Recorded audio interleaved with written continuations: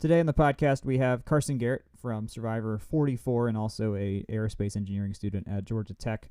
For those that were following in the past 6 to 8 months or so will know that he came on the podcast earlier this year, and we were covering his episodes of Survivor after basketball season had finished. We had him on because we want to, our interview got cut short earlier this year by Sia. Yes, Sia, the international pop star. And you can we have a video of that on our YouTube channel, and that's on the website if you just want to search it. But also just because Georgia Tech is such a bigger place than just, the sports. And while we love Georgia Tech sports and that's our bread and butter, we also want to make sure we're covering not bigger stuff, but just other people at the Institute who are doing really cool things, because Georgia Tech is full of thousands and thousands of incredible people who are doing super cool things. And it's really hard to keep track of all of them, but in the places that we can get those stories, we're going to get those stories.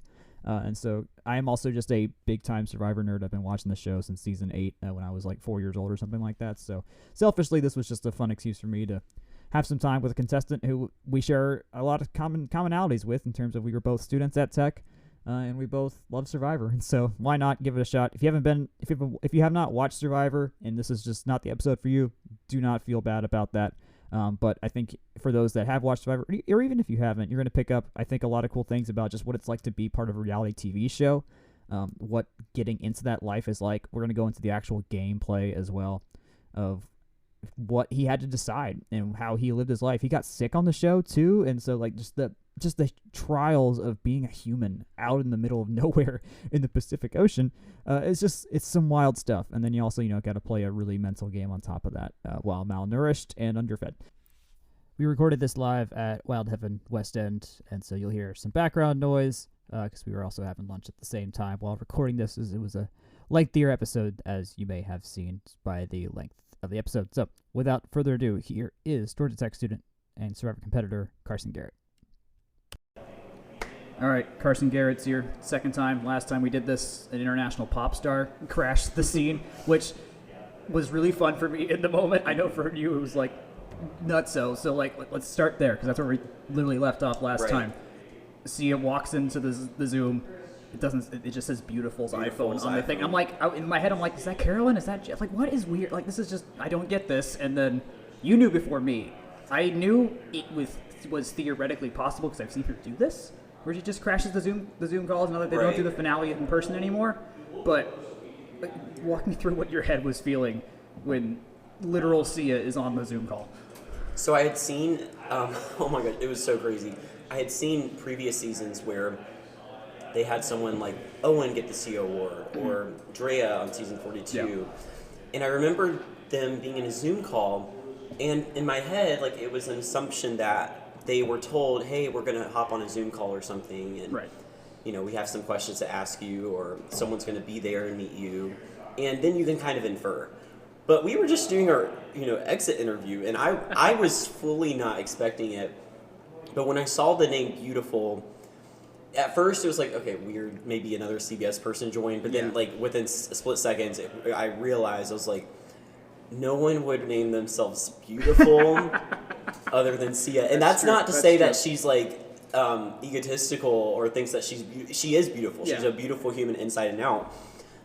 But that's just how she is. She kind of is always someone who conceals who she is and doesn't want to be famous. And so one of the things I respect about her the most is that she doesn't want to be famous, and she just wants to be successful. Yeah. So she does everything in her power to kind of hide her face, her name, and it's really cool, and I respect her a lot for that. But yeah, it was one of the coolest moments ever, and it was also fun to share that with you, because you're freaking out as well. I was. We all were freaking out. We both, just as fans, were we know what's happening here. This is one in a million for the people that want to be on the show and maybe get so far to the end that they get to have that kind of story shown on the show, and lucky you, man.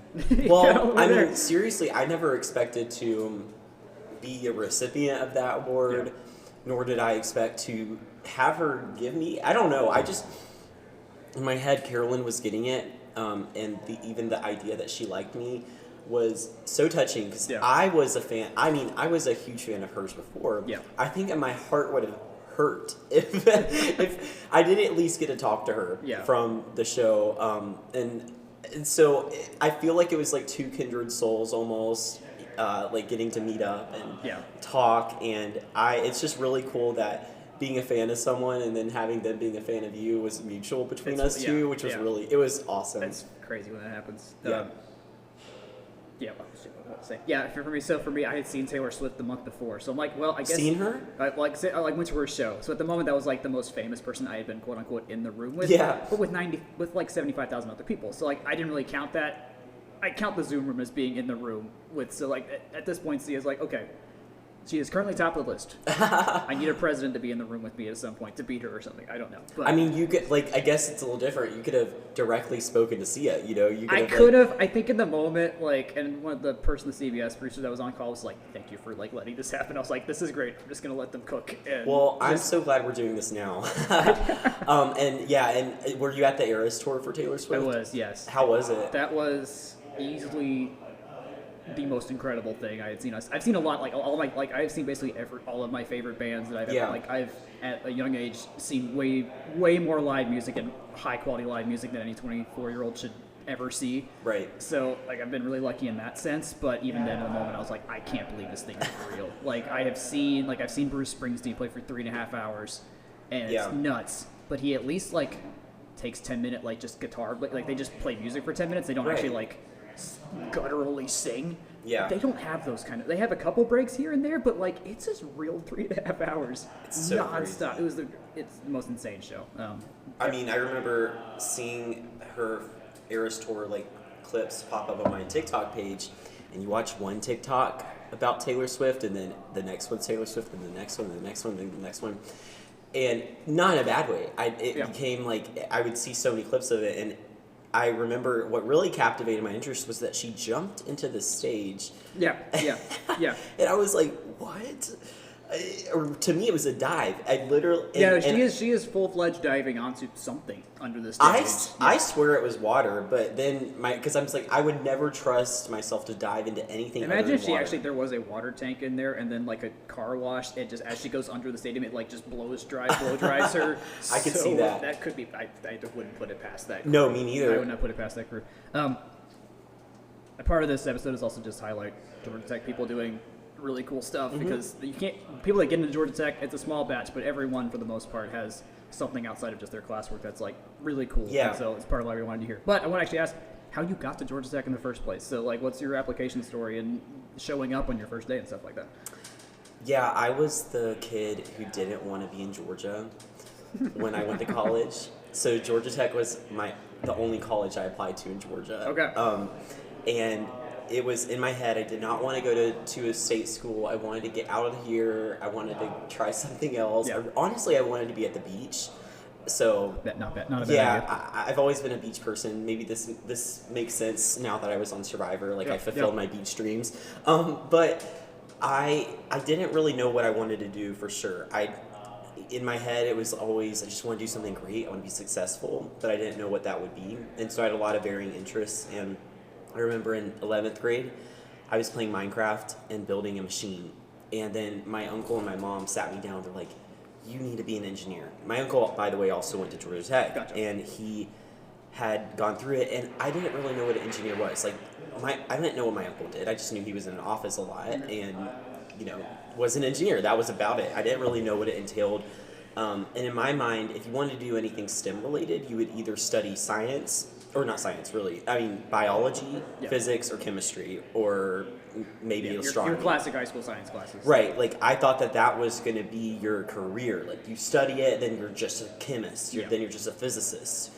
So I didn't know that those were so intertwined with STEM engineering. And when I heard that, I just started, looking into it more, and I realized that I wanted to do engineering or something in space or something, relating with physics and stuff. And so I went down the route of, well, I'm going to study astrophysics. Don't know why I chose that one. I think I was still in that core major, pure science route that I was looking at. And I applied to all of my schools for astrophysics, and the only school I got into was Georgia Tech. So I went to Georgia Tech. The scholarship was amazing. And at first, for me, it felt like a failure, which I know is the opposite of most people. But because I had in my head just already decided early on in high school and even middle school I didn't want to be in Georgia. Yeah. It felt like a failure, which is so silly. And I mean, yeah, that is a goal that you had in mind. And, right. I mean, if and I didn't meet it. Yeah. Yes, exactly. And now, was I applying to reasonable schools? No. The worst was I got waitlisted at Harvard, and then that was my dream school. And then so that really ate at me, and so it just felt like a failure, and I was like ashamed of it. I didn't want to talk about it. I didn't want to talk about college. I was reluctant with school, but I'm a believer in that things happen for a reason. And that was one of the pivotal points in my life. I think for anybody, college is, but it was one of the pivotal points in my life where going to Georgia Tech is the reason I was on Survivor. It's the reason I'm at NASA. Yeah. It's led to all of these really amazing things, and so it was. I'm so thankful for the opportunity to be here, and I'm so glad that my stupid head did not get in the way of that where I wanted to be out of state, because it's such an amazing school, such an amazing program. I have met some of the most awesome friends and people who've helped me in the right path of my career. I mean, it's been so transformative, and so I'm so thankful. I wouldn't even know I wanted to be an aerospace engineer, nor would I know anything about that had I not gone there. So yeah, what started as astrophysics then led to chemical engineering and then aerospace engineering, where I was talking to someone as a chemical engineering major halfway in my first year, and I asked him, I was like, what's the basic question when you meet somebody? What's your major? And he told me aerospace engineering.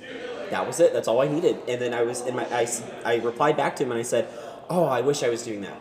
And then walked away from that conversation. That if there's anything I got out of it, it was his major. And I was thinking about it, and it was in my head, and I kept considering it. And within 7 hours, I'd switched majors, and that's where I've been since. So yeah. You were the rare tech student that changed majors not into business. Right.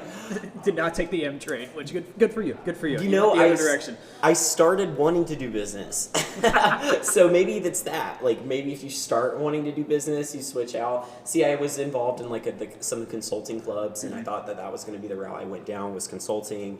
And so, I ended up doing a technical thing instead. Nice. When you got the call that you were going to get cast, and you knew it was the done deal, you're on the show, how did that change your life as a student at Tech? Well, it really started when I got the call that they were considering me. Okay. Is when it started changing my life. In that, it changed how I was taking classes. It changed my motivation for classes, not in a good way. Yeah. And so I remember the first time I got a call, it was before the fall semester even started, and I was still in the motivated. This is what? This is summer 20 or 21? It was August of 20. It was right before fall of 2021. Okay, yes. gotcha. Yeah. Sorry, I was trying to date that. And I was so motivated and stuff. But once the spring hit, and I knew I was really far into it, I was about to do finals. That's when I went part-time and was not doing a lot of classes. I withdrew from classes. I actually failed a class because I skipped the final to do an interview with Jeff Probst. I remember you talking about this. Yeah, it was a horrible Quite a gamble. hit to my GPA. Quite a gamble. Quite a gamble, right. Yeah, I don't know why I thought that was a good idea. Except, okay, Georgia Tech has a grade substitution program, and I had been a straight A student at that point, and I was like, well, I'll just retake it and then apply the new grade, because I didn't even want a B. And I'm like, I should have just taken the B. Because what happened was I was part-time doing the next semester, and I didn't want to take it just in case I got called for season 43, which means I would have left during the semester. Yes, right. I didn't want to do it during the summer because I was filming. Yeah. And then I was going to plan to do it in the fall and then have a year to do it. Yeah. Well, I got a call, or I found out I was going to be in Houston doing my first rotation at NASA during the fall. Okay. And it was either grade substitute that F or take it and then start at NASA, and I chose that option. Okay. So it still tanked my GPA, but it was a worthy sacrifice, and I do think I can explain it to whoever's reading my resume. Why did you get an F in thermo your first time taking it? Yeah. If they don't already recognize your face and see and understand that part of how that happens, then I think you'd be a solid builder. But once I got the call that I was actually on, I mean, it just motivation for school just went out the door. And it was just really hard to balance both. It's kind of having like 2 feet in different pools, but one is sinking and it's exciting. The other one you just want to take your foot out, but you can't. It's like glued to there. So it was a struggle to kind of navigate that, and it's kind of been a struggle ever since. Even now, I'm like, okay, well, I have all these opportunities in front of me. Yeah. That was my next question. It's like now, like post the show, like now you're like people can recognize you on the street if they wanted to. I'm sure that's happened a few times here and there. Like, what has it been like to try just navigate just being on campus normally? Like, you just living your life on campus, but also like, no, you were on national TV for 3 months in a row, and people like, active on social media. Like, I think you are the most followed active student on campus right now, at least on Instagram. Wow, so, I didn't think about that. Yeah, no, I for whatever reason used to track this, and so that's you are the leader in that clubhouse right now. Oh wow, that's crazy. Yeah, I mean, it is a little bit weird in that I say that I get recognized in certain places. Disney, Georgia Tech, NASA, and then my hometown. And then sometimes on the outskirts of Atlanta. Also at watch parties for Survivor events, of course. Yeah. But Georgia Tech is probably the most has the highest rate of I meet someone, what's the percent they're gonna recognize me sort of deal, or pass them on the street. What do you think that number is right now? I have no idea, but there's been days where it's 30 to 40 people. That's a lot. And so that's a lot. I'm an introvert, and it stresses me out a lot. So sometimes I'll just go and like hide or not wear my glasses, and put a ball cap on. So I've been told I have like a shapeshifter ability when I change my hairdo, take off my glasses. So I definitely utilize that characteristic, and. Yeah, it's very cool and it's very fun, and I try to have like meaningful one-on-ones with everybody versus just hi, let's get a picture, let's move on. Yeah. And I ask them like if they've been watching, what did they think, would they apply, that sort of stuff. And so it's fun, and it's actually become a cool way to meet people too. And I have met people that started as just them recognizing me on campus, and then we actually become friends and play tennis together. So there you go. There's some cool little interactions as well in that regard. That's cool. It's been a fun experience. And then NASA is like second most for sure, and that's fun too. And I'll get random messages from people through their messaging system, and they'll want to meet for coffee or something, and it's great because it gives me more people to meet, more cool people who do different things. And one time I got a message this summer, and I was responding into it just like, my common response, like thank you so much and all that. And then I read at the top, military astronaut. And so this was Jasmine and Mobelli messaging me, and then I already followed her on Instagram. I was fully I was a full Jasmine fan already. Yeah. And the craziest part was she was the commander the space commander for the Crew 7 launch that launched in August. Oh, yes. And so I got to have lunch with her like a month before, and it was one of the coolest conversations I've ever had, and someone I looked up to a lot too. And so I'm so excited when I get back, she'll be coming back from space. So that's insane. Yeah, there's been some really cool people I've gotten to meet from the experience, and that's honestly been one of the most awesome parts. That's really cool. Yeah, no, I mean, the network at Tech is one of the big selling points, and you have quite literally astronomically taken that to as high of a level as it can go in terms of literal physics and just general networking. So thank you. You're in the elite, not elite club, just a higher, just pure branch number compared to a lot of students. So, I mean, you did good. You're doing well with that, and so we're all really happy about that too. Oh, I appreciate it. Yeah, I do feel bad because sometimes I try to follow all the Tech students that follow me, but I don't have the bandwidth to go check every account. There's a lot of students. There's a lot of students. I don't have the bandwidth to check every account that follows me. But generally, if I recognize a name, I'm like, oh, follow. But for example, I was having lunch with somebody, and they're like, by the way, you don't follow me on Instagram. I'm like, oh my gosh, I'm so sorry. Don't think of it as I don't want to be a part of your life or anything. But social media is not like a personal thing for me. It's very much so business-like, and doing partnerships and stuff like that. It's formality if anything. I mean, I posted on Instagram once a year prior to this. And so it's been a lot more time on my back to like have to keep up with it. Right, and now it's more like I have to post Instagram at some point, yeah, you know? Yeah. Just a different way of life. Right. Sure. All right, let's get into like the right before you're going on the show. So you're in Fiji now, or no, even before, when you know you're on the show.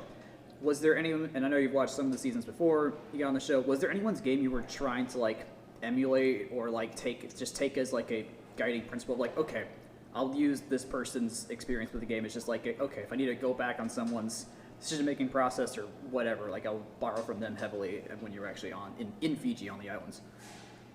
Yeah, I think that there are some, I'll restart, but there's a statistic where they say that most people who go on the show, they're most influenced by the season they watched prior to going out there. So that for me was season 42. And of course I was watching seasons before that during my process of getting on as I was preparing. But season 42 probably had the biggest impact on how I like saw things, because every episode I'd call my grandparents and we'd go in and do a deep dive of every little detail and what would I do in that situation, for example, for everything for like 2 hours. And so I think the game I probably had the biggest influence on how I wanted to play was Omer Zahir. He was just so good at building real connections with people and then navigating that as he went forward to ensure that he had people that he could trust and stuff like that. And also was good at just kind of being someone who people saw as just a number, but really was the one, pulling the strings behind everything. So they walk up to him, they talk to him, and they think that they're controlling him, but really it's the opposite, and it's part of his power. And he didn't win, so of course I had to find. I was like, well, what caused him not to win? What was his downfall? And I really leaned on. Well, it was his partner in crime, Marianne. She wasn't 100% loyal to him at the end. She voted him out the final 6. And that was what kind of influenced the way I looked at partners and allies. And I remember seeing seasons, or I had just watched around the same time, Token Sheens, where JT and Steven and Taj were like a tight 3. Yeah. I was a big fan of Courtney, Todd, and Amanda on here of China. But the difference with those 2 other groups, JT and Steven were 100% loyal to each other, and they both believed they could beat each other. And then Courtney, Todd, and Amanda had their own weird little thing too. And so I was taking bits and pieces from everybody that I appreciated, that I thought was interesting, I thought it was good, and kind of piecing together how I wanted to play. But I wouldn't say that going into the game I had a set strategy, I had a set what I'm going to do in this situation at all. I know there were some people who came into the game, and you can go watch playing interviews, and they'll be like, well, this is my plan. I'm going to get there, I'm going to find one ally that I can trust 100%, I'm going to find 2 people I don't like, and I'm going to vote them out, and then I'm going to get the merge, and I'm going to find 2 other people, and then make them my group. And it's like, you don't know these people. Never happens. That never happens. That can't happen. Never happens. I think it's all about adaptability, and I was telling Jeff this. It's being someone who can take your different options that are in front of you and make the best decision possible based off the information you know. And I mean, one thing, I took a personality test before, and my rankings were one of the highest qualities about me was loyalty. And in that same regard, I sought that in my allies. And I think that was something that I was looking for. And it's crazy because in my pre-press interviews, I said, like, I want someone who's loyal to me no matter what. And I won't skip ahead, but pretty much found both of them. Yeah, you did. 2 people like that. Yeah, I think that was absolutely the case. You mentioned like Marianne and how she just got rid of her people at the very end. That I will get to that question about you and Carolyn and Jam Jam when I get to the episode 13 section. Right. Curious, does it feel okay? This is the analogy I had, because I know you're in Fiji for some days before the game actually gets going. How many days are you like after you fly from LA or wherever you fly from to Fiji? Are you just hanging out in Fiji before you're actually all right? You're going. This is the day. 5 days. 5 days. Okay. 5 days. Yep. Do you see anybody? Can you talk to anybody? Like, what's the? Because in my head, I'm like, that feels like the days before the Hunger Games, where it's like, you kind of know who's there, but like, you just don't know when it's gonna get going, and then when you go, it's you got to go immediately, and you're. That's a great similarity. The Hunger Games, before the games, is a great way to describe it. You see everybody. The difference is you're not allowed to talk to anybody, and you don't know anybody. But you see everybody. You're kind of there. You're always, measuring everybody up. Yeah.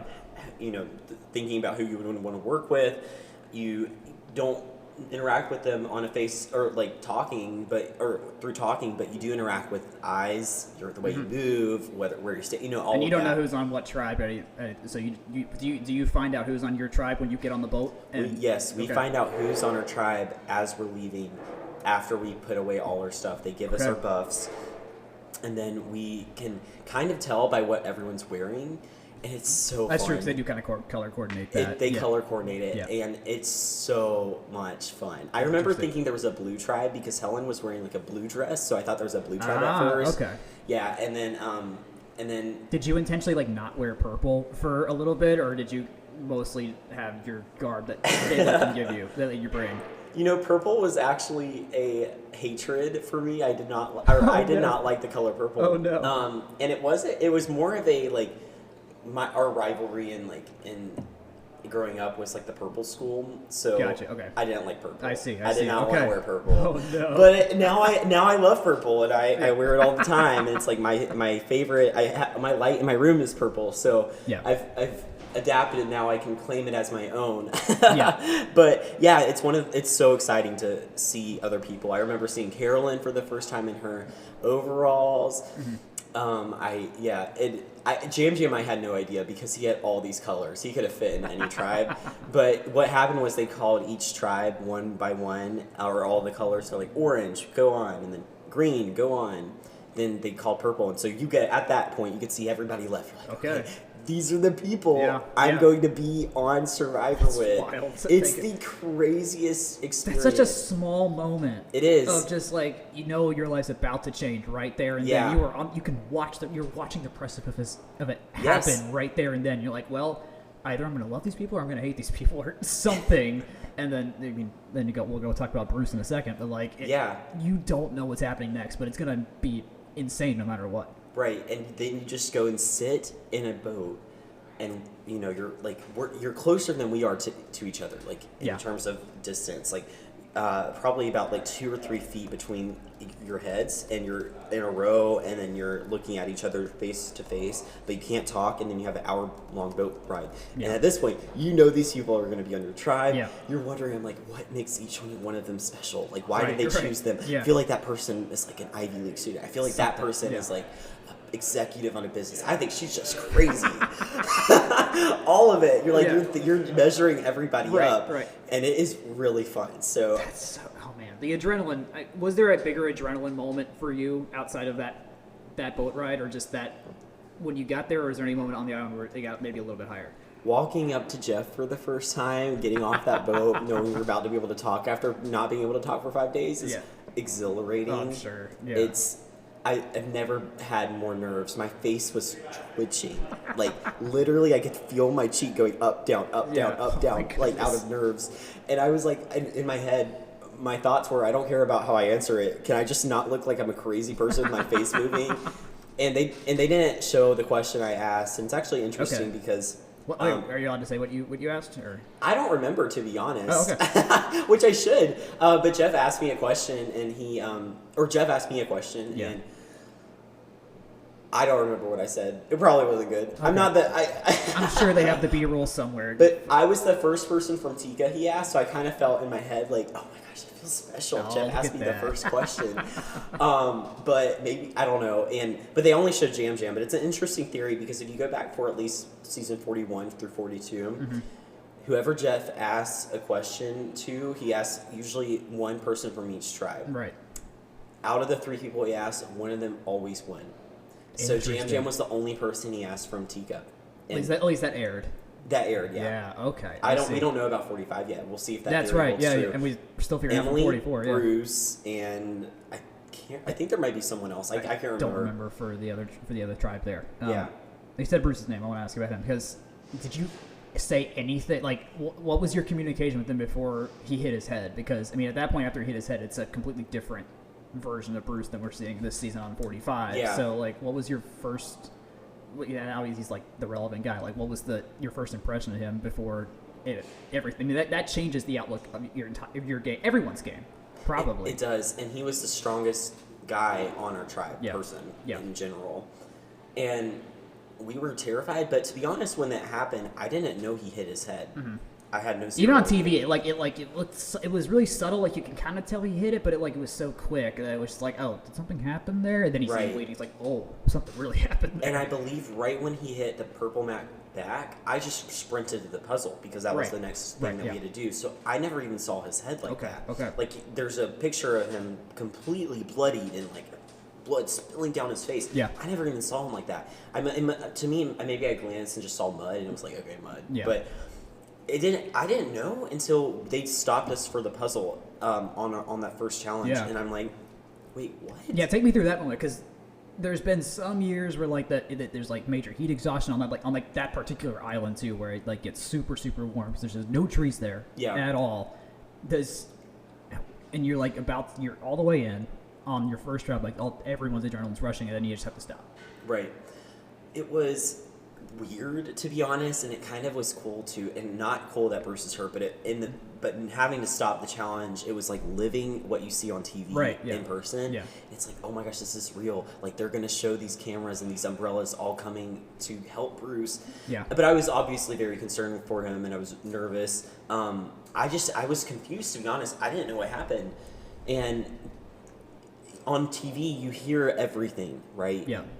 Everyone has microphones. You can hear the speaker through the. Do they put a microphone on you for these challenges? We have microphones on us, yeah. Okay. But when you're out there and you're 30 feet away from that person and they're screaming and it's windy on a beach, I couldn't hear what Jeff was saying. Yeah. It was the weirdest thing. There's a video on YouTube I highly recommend checking out, and it's a survivor challenge without music. And it just gives I think I've seen this before. You have to go watch it again. It's a fascinating sound where it's like you watch the show and it's these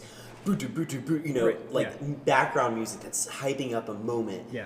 But extract that and it's just silence. Like that. Would you play music to yourself in your head during a challenge at all? Like, cause I think for the millions that have watched the show, it's like you're able to kind of guess where a challenge is going because they do some musical cues in terms of what's happening, fake out, and sometimes a lot of fake outs too.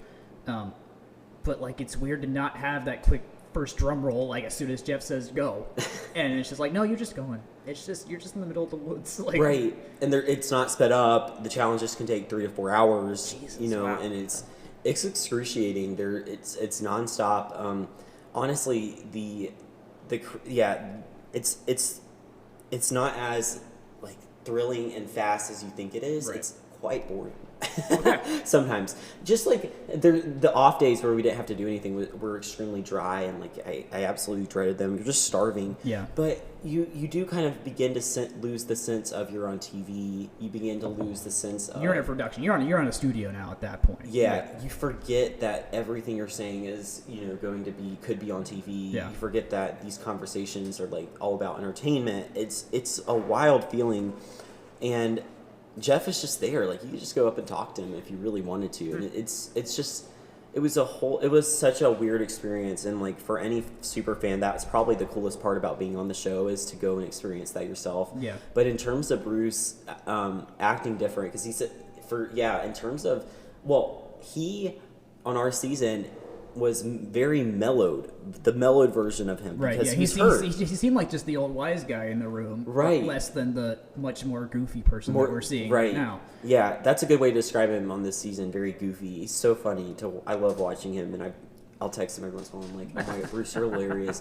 And in my opinion, Bruce is he's gotten a lot of slack, I guess, because it's like he's being presented as the guy that Couture doesn't get along with. He's presenting as like just the mean, the mean dad in a sense, like a little bossy, but probably not as bossy as we're seeing. But like, right, it's though if you can appreciate Bruce and like actually listen to what he's saying, usually his suggestions are really good. Right, like I was listening to some of his survival suggestions he was giving to people, and I was like, that's actually really good advice. Like one of them was like, don't weave the palm fronds, just put them on there because the amount of time it will take you to weave it is so much greater than if you just laid them on, and it would probably do you like little to no good. You get more palm fronds that way too. Yeah. Exactly. So, I think he can just rub people the wrong way. I love him though. It's been fun to watch him and kind of get to root for somebody for the first time that I know before. You know what I mean? Like we were friends before that, and it's been crazy. But the best part for any super fan is just getting to experience what it's like to be out there yourself. Right. Yeah. That makes sense. And see how it's real. I mean, I get that all the time. Is it real? Did that really happen? Yeah, it happened. Yeah. I mean, there's things that, of course, they have to fit into a 20-minute window of, just dialogue, and they can't show everything. But in general, it's pretty true to the story all the time. Yeah. Did you notice on the first episode that the first time they cut to Matt doing a confessional that Franny finishes his sentence? I didn't notice that out there. But that I don't... Or on the actual episode, when the episode aired, like they go to Matt. Oh, yes. And then Franny finishes the sentence. I'm like, oh, wow, they were laying this in from the beginning, and we had no idea. I thought that was really cool. Yes. After the fact. We all were talking about it in our group chat, but because that was the first time we saw them together on the show. Because in my head, I was out to watch a friendship brew over this season. Yeah. And then, then afterwards they become lovebirds and stuff like that. Yeah. Instead, what we saw was them being lovebirds from day one. Yeah. And it was surprising because I had zero idea. Really? Maybe I'm not self-aware. Was that the general consensus, that it was just like these were just two people that are just tight and not like, oh no, they're a couple? Like, I think it's different because I only interacted with Matt for like 3 days. That's true, because he got voted out not long after y'all were on the same beach. Yeah. Yes, and with 13 other people, or 12 other people. Right, so it was a much bigger group of people. It was easy to kind of look past, and then he got voted out, and I never saw much more of it. But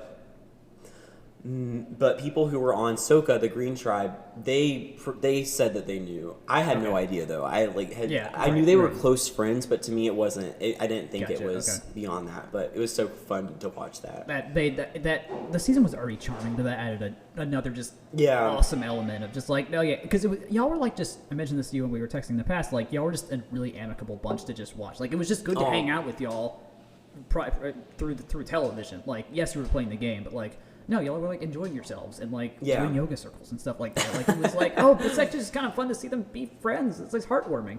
Right. It's been a while since we've seen people just get along on a TV right. show. Yeah, and this season it's a little bit more brutal. It's like, oh, right, yeah, this is normally what it's like. Like people actively dislike each other on this show sometimes. Well, when Carolyn and Danny fought a lot, they just didn't show a lot of it. That makes sense. Right. But I was surprised they didn't show it more because it was so funny, and Carolyn's already funny, so get her in a fight, it's even funnier. Yeah. So but in general, I think we're the only season ever in the show that still has a group chat that has everybody in it. Really, all 18 of us. All 18 of us are in it. That's no one's really nice. Left out of bitterness or like being upset about something. Awesome. It's really cool. And we're a year plus down the road from being from the marooning, so that's legit. Yeah. There was a time where there were, rifts between like Carolyn and Danny, but I think what was cool is that we're all adults and we all respect each other, and we do love each other. We're like, we fight like brothers and sisters. Absolutely. Yeah. I fought with Carolyn. I fight with Jam Jam. I fight with all of them. Yeah. but we do, like, we love each other at the heart of it. And I've loved that people are receptive to that and have enjoyed, seeing that on TV and in real life as well. So it's been cool. I'll add in terms of people, you asked me people who I wanted to model my game after. Yeah. I think another person that I saw a lot of myself in, not only because he was a Georgia Tech student at one point, or rather a postdoc, but also just that he was a nerd. He was kind of like, I felt like an older version of me, was Christian Hubicki. Yeah. Season 37, David versus Goliath. Yeah. And what I took away from his time on the show was he was loved so much for being himself and being overtly quirky. One of the most vulnerable people that have ever been on the show. Right. By far. And nerdy, and he was just lovable, and everyone just loved him, and he was able to kind of use that as his weapon to disarm people. But people caught on, at the end, and he kind of revealed himself as a huge threat a little too early, maybe coming out of the gate saying, I do puzzle solving algorithms at home, I wouldn't say that. Yeah. Yeah. But that's something I adapted with, and I didn't tell people about the puzzle No, stuff. you were really good about. No, I remember what they said on that first. What was it? The first challenge you did, where they guessed the triangles. He's like, "Yeah, I don't want to volunteer for this because like Right. that kind of gives it away." And that's. And I think like out of those people, me and Helen would probably make the most sense, but I didn't want to be like, oh, I guess I'm going to do it. Make someone else put that image on you. Don't push that image. So yeah. Right. On the puzzles, they finally in the second episode they finally like show like home footage of you like doing the puzzles in 3D printing everything and the spreadsheets and everything like that. Yeah. How many different puzzles did you make in preparation? Honestly, I've never counted. Okay. But so the fact you can't count them is yes, yeah, no, I okay. couldn't count right now, like off the top of my head. Maybe I could. How many seasons back did you go? Like, was there like did you have like an elimination process? Like, okay, this one hasn't been here in a while, so it's probably done. There were some I know that obviously are gonna be there. Some of the first few seasons, like if there was a puzzle, unless it was repeated, I never really did it. It was if there was ever a puzzle that was used more than once, I had it. Okay. For sure. But there were even puzzles like from season 41 and 42 that I had printed and stuff. I would guess I had about 45. And you memorized all of them? Yes. As much as you yes. could. Oh, yeah. And some of them are so easy, but I still wanted me to have them and say that I could do it. But the trick with survivor puzzles is you go look at them, you look them up, and you're like, oh, that looks easy. They're not. Yeah. They're intentionally designed to look simple, but a lot of them are really complicated. And that's what I think gave me the advantage, because some people would just look at them online and be like, oh, I could do it. I'm good at puzzles in real life. And yeah, most people, so there are a lot of people that are, but survivor puzzles are intentionally designed to look easy and be a lot more difficult than they look. Yeah. So my favorite one I did that I didn't get to do was it's called the 5-piece puzzle. I don't remember the exact season it was on, but it was somewhat recent, before the new era. But there's a block, and then there's like 4 connection pieces, and you have to put the block inside the 4 connection pieces. So complicated. Yeah. And difficult. But I will say that this current season 45 that we're watching, the Savage puzzle is legitimately the hardest puzzle they've ever put That looked there. insane. Like I could not even think about how to we saw them like approach that and like really tussle with it. And I was like, yeah. They're giving us every angle to look at this, and I don't even know like where. I mean, I haven't been on the show. I'm not big on that, but like even then, it's like you would think there might be some loophole you would think about, and then they verbalize what we're all thinking of, like, well, you can't put it through that hole or whatever, and it's like, well, we don't know what the heck to do here. Right. I have it at home. Have you figured it out? Yes. Okay. After a while. Yes. Okay. It was so complicated. Like, maybe they were just trying to finally not let them win. Sure, that was my assumption. Was like, I don't feel like if they tested this with people, no one's failed Sweat and Savvy yet. So like, seeing the failure was going to be good television twice. too. Yeah. Right. Yeah. It was. I think they intended it. I mean, that thing was insane. Props to whoever made that puzzle. So it was actually designed before then. Some of their puzzles and stuff they take from like real life things. Yeah. Okay. But yeah, that one was they had it was in a real life puzzle that they had taken and modeled. And that's part of it too. If I ever went back on, is I would probably go find a lot of like databases of, common puzzles that that are tricky, and then try to mimic them at my house. Yeah. Just as like preparation, because sometimes it's like you learn little tricks and little mechanisms that are common and featured within other ones, and so. Like, once you're good at a couple of jigsaw puzzles, you're usually good at most of them. Yeah. Yeah. Okay. So that's, anyways. That makes sense. Yeah. Episode 2 also is the first time y'all go to tribal for the first time. I know at the boat ride you have to be silent because they don't have cameras on you, so they don't want to miss anything that would potentially impact the game. But tell me when you first see tribal, like, what's that like? It's like, as much as no one wants to have to go there, that's hallowed ground. Like, that is like one of the most iconic sets in all of American television history, just in television history by far, and you are right in the smack middle of that. I didn't think about it like that. You're right. It is like one of the most iconic television sets. You're right. It is insane. I mean, first of all, for our season, from the ground up, they tore everything down and built a brand new set. Right. Yeah. Brand new tribal. I remember on Jeff's podcast they mentioned like they had to like build the 44 and 45 tribal council sets like on top of each other, and like so they kind of did a 2-in-1 thing. It's so great. I heard that too. Yeah. The coolest thing, and they, I don't know. And the other thing is, it doesn't just look as though it's just there with like props up behind the scenes. You can kind of see the wall with the support. it's real. It looks real. Yeah. It feels real, and that's the intent, that you feel like you are in the jungle, that these are like little castle walls that have been broken down. It's kind of that you're going to get voted out and then leave the castle area. Yeah, you know, it's really neat. But you get there, and the thing, this is part of like the fan experience where I was like, whoa, this is a lot different than I expected, was you get there and then you go sit in a tent for 2 hours, maybe an hour. Yeah. And you just sit on the ground, the dirt, you're not in a chair. You have in front of you bug spray and hand sanitizer and sunscreen. Not that you need sunscreen at night, but you have it there if you need it. And you can apply it and stuff, and you wait for the sun to set, and while they're still setting up, and because I always wondered about that. Like they see you, y'all are like walking, and there's clearly sun out, and then it's like, oh, now it's pitch black, and it's like. Also, that's on a different island. Like where we live is different than the island we do tribal at. But yeah, and then you walk into tribal, and it's so cool. It's probably one of the most awesome feelings. I remember just walking the steps, being like, oh my gosh, this is real. I'm about to get a torch. I'm about to light my torch. Yeah. I was like trying to remember, like, wait, what does Jeff say? Like the tribe is, okay, like I'm trying to really remember, what do I say? Right, everyone, if you watch the show, you know exactly like that. Your first tribal has the exact same beats. Yeah. Every season, nothing changes until he asks his first question. And and he mentions it's a ritual. It is It's ritualistic now for those that have been watching the show forever. Like, and it's so ritualistic that you almost start forgetting or worrying that you're gonna forget. Right, it's almost it's church-like. It's spirit. Yes, absolutely.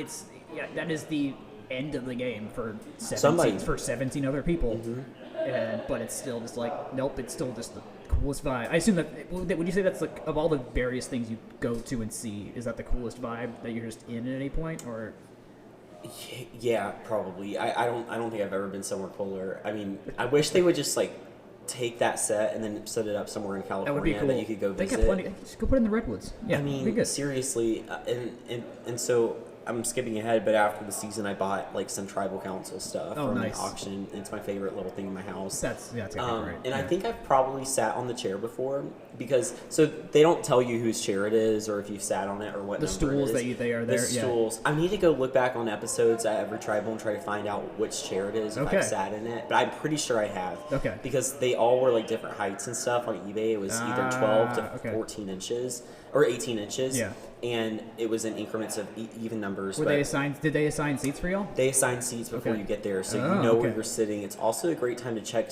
how to spell somebody's name, because you can see their names. Just want to take a moment here to shout out Section 103, who has some new merch out right now. They have 3 new shirts, including a Miles Kelly jersey for the basketball section. There's a Joe Hamilton shirt out now as well. And the Feliz Bobby Dodd shirts are back out for Christmas. So if you're ever ordering, want some Georgia Tech good stuff, Section 103 is the place to go. Free shipping for anything over any order over $70. And if we have upset wins, we usually get a discount. So you never know what will come down the line there. All right, back to Carson. Okay, when you get back from tribal, that first night, what is that like? What is there like a sense of relief? It's like, okay, it's done, or like how does that feel? Yeah, I think leaving and knowing that you're not going to be voted out or that you didn't leave that first episode your first time, like you didn't want to be first voted out, is the best feeling. Yeah. And I get back and I remember I'd be like so excited, and I'm like woo, and like shaking my hands in my confessional. And a lot of people thought that was because I was excited to see Helen leave. I'm like, no, I'm just excited to still be here. Yeah, right, yeah.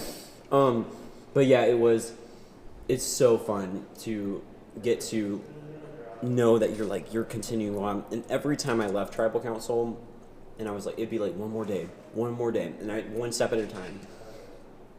And it almost was also a feeling of, did that really happen the way I expected it to? Yeah. Was that really the way that it happened? Did I just make that up? Why is this game running in the way that I expect it to? I feel like I'm going to be blindsided next. It's like all those emotions and feelings are just going through your head. So it was super cool. I feel like next episode, Sarah, in one of her confessionals, kind of nails how people were like trusting you a little too easily there. Mm-hmm. Probably good that she got out next for y'all's tribe, because I mean, you blindsided her by going with Helen in that first tribal, and then it's like, well, crap. And I think theoretically we all thought we were going to go with them. It's like, use the young people, get the old people out. Like, that's been a tried and true thing on the show, and you didn't do that. Yeah, this is where luck plays into a little bit, because she was probably the person I trusted the most after that. But in her head, she had that in the back of her head how I didn't tell her and stuff like that. Yeah. And I'm so grateful that it worked out the way it did, where I had Carolyn and Jam, who I never blindsided or anything like that. They always trusted me unequivocally.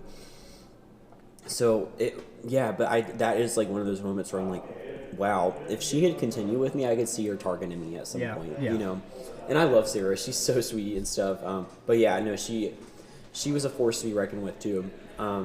It was I think she said something along the lines of, everyone trusts the cute little nerd or something, the sweet little nerd, and I just started laughing because I was like, I didn't intend to blindside them or turn my backs on them. It was that I think, first of all, her losing her vote contributed to it, but also what I was looking for was loyalty, and I saw that a lot with Carolyn and Jam, especially if I kind of saved Carolyn's life in that game. Yeah.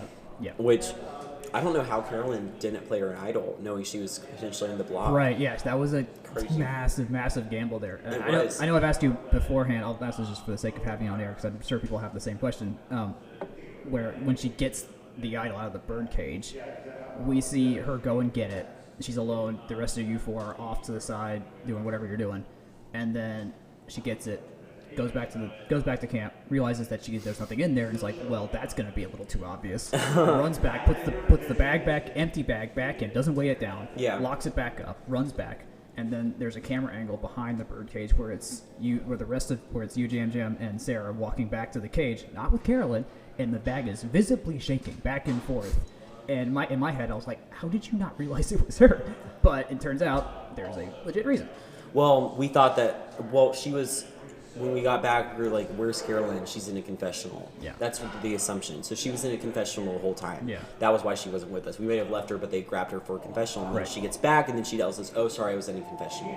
So in our head, she was gone the whole time, doing a legit thing that would have taken her fully out of a gameplay state. Yeah. There is always some time where there's somebody gone for an hour, and then that's just normal. And she was gone for an hour, nothing weird. She made it perfectly. Yeah. So in our heads, she wasn't looking for an idol, nor was she the one to take the idol. She was just in a confessional. But no, looking back on it now, the way they showed it too, I would have loved to see the real turn of events to see how much was it really seconds between us. Yeah, no, that's what I wonder, because I probably wonder does wind just move that thing enough to where it's always shaking when you walk by it, or is it fully stable or what? Right? Yeah, that'd be an interesting B-roll thing to see, the pure timeline of each beat of that segment. And they make it look as though that I'm skeptical of Helen for crossing her arms. And that may have contributed to it, but it was really the fact that Helen defended the idol not have been taken from that bag. She was adamant that no one had removed or had touched the bag, and I was like, look at it, it's scrunched up, there's nothing in there. It looks different. I had touched it before or something, with a stick or something. Yeah, okay.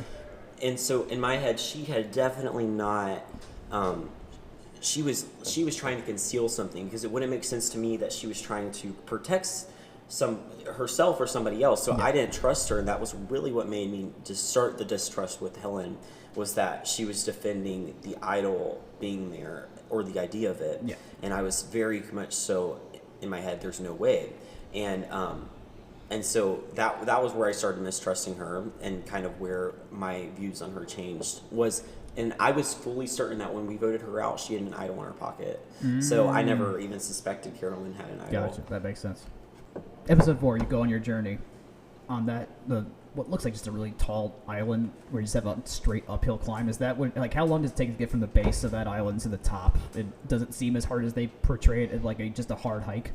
15 minutes. Oh, Yeah, okay. It wasn't long. Okay. In fact, I remember thinking we didn't get a lot of time to actually bond, which they're take this time to bond. That makes sense then why it seems like there's nothing that gets shown after the fact. I'm okay, they tell you, they give us the cue of okay, expect them to have information about each other, and then it seems like y'all just we had got nothing. past the icebreaker stage, if that, or something like that. So barely that. Yeah, it was so short. It's a gorgeous view up there, for sure. Right, yeah. And I'm remembering, and I'm how was I there? Was that real? Was I really just there, looking down? Yeah, I guess I was. It was insane. And then you split off in the past, but I barely got their names and what they did. That was about it. But I mean, if you were running up it, you could probably get up there in 10 10 minutes. Okay. Probably took us more around an hour, just because well, you stopped and you weren't allowed to talk because they were like reshifting camera angles and all that. So okay. yeah. You get to that little, so you split off, you go to that station, and I mean, all of us are expecting, okay, there's going to be some sort of advantage or risk reward kind of thing, but no. Right. You are no longer going back to Tika. You're going to Ratu. In your head in the moment, like, or I guess your heart too, it's like your entire everything is, you may not be on the bottom, you know nothing at that point. Right. We were expecting, because we saw seasons 41 and 42 and had the most influence on us from it, that it was just going to be a risk-reward situation. Are you going to risk it or not? Yeah. I remember being on the thing of I'm not going to risk my vote, or maybe I was going to risk it, and then I couldn't. I think Jamie or Josh said that they weren't going to risk it, and then I was like, well, then I'm going to risk it. Yeah, or something. yeah, you may as well. Yeah. If it comes down to it, but then all that went out the window when I'm reading, and I'm like, the first thing I read was like, congratulations, you've been a hidden immunity idol, and it was the only one I ever had in the game, and did it kind of suck that I just got it handed to me? Yeah, absolutely. But I didn't care. It was a hidden immunity. You got one. Use it while you got it. Yeah. I still have it in my house. Like, oh, nice. Pretty cool. Like to think that, like, wow, I haven't a Survivor idol. Like, there's not many of those that exist. Like, it at one point could have saved me in a multi-million-dollar game. Like, anyway, so, that was probably the coolest thing to have at my house, but. When I read that and kept reading that I was going to switch tribes, I was also so excited because I'm like, oh my gosh, I'm like the first person to switch tribes. I didn't know what happened on 43, which they didn't either, but they didn't switch tribes. But it's kind of cool to be like the first person in the new era to switch a tribe. Yeah. And then to be the only person, it at first felt like a disadvantage. But quickly it became, oh no, this is going to be fun. Yeah. With an idol, at least. They show a conversation with you and Matthew where he feeds you bogus info. Right. Did it feel bogus right there? Yes. Did you have some sense of like, this isn't probably real? Well, it felt real, but it felt like I wasn't going to trust him. Yeah, okay. It felt, it was too obvious. It was too obvious of a play to like try and get a number and... It felt slimy, to be honest. Like, it was like, why would you tell me the first... You don't even know me. Within seconds of telling me, you're already telling me... Did I believe that Jamie had an idol? Yes.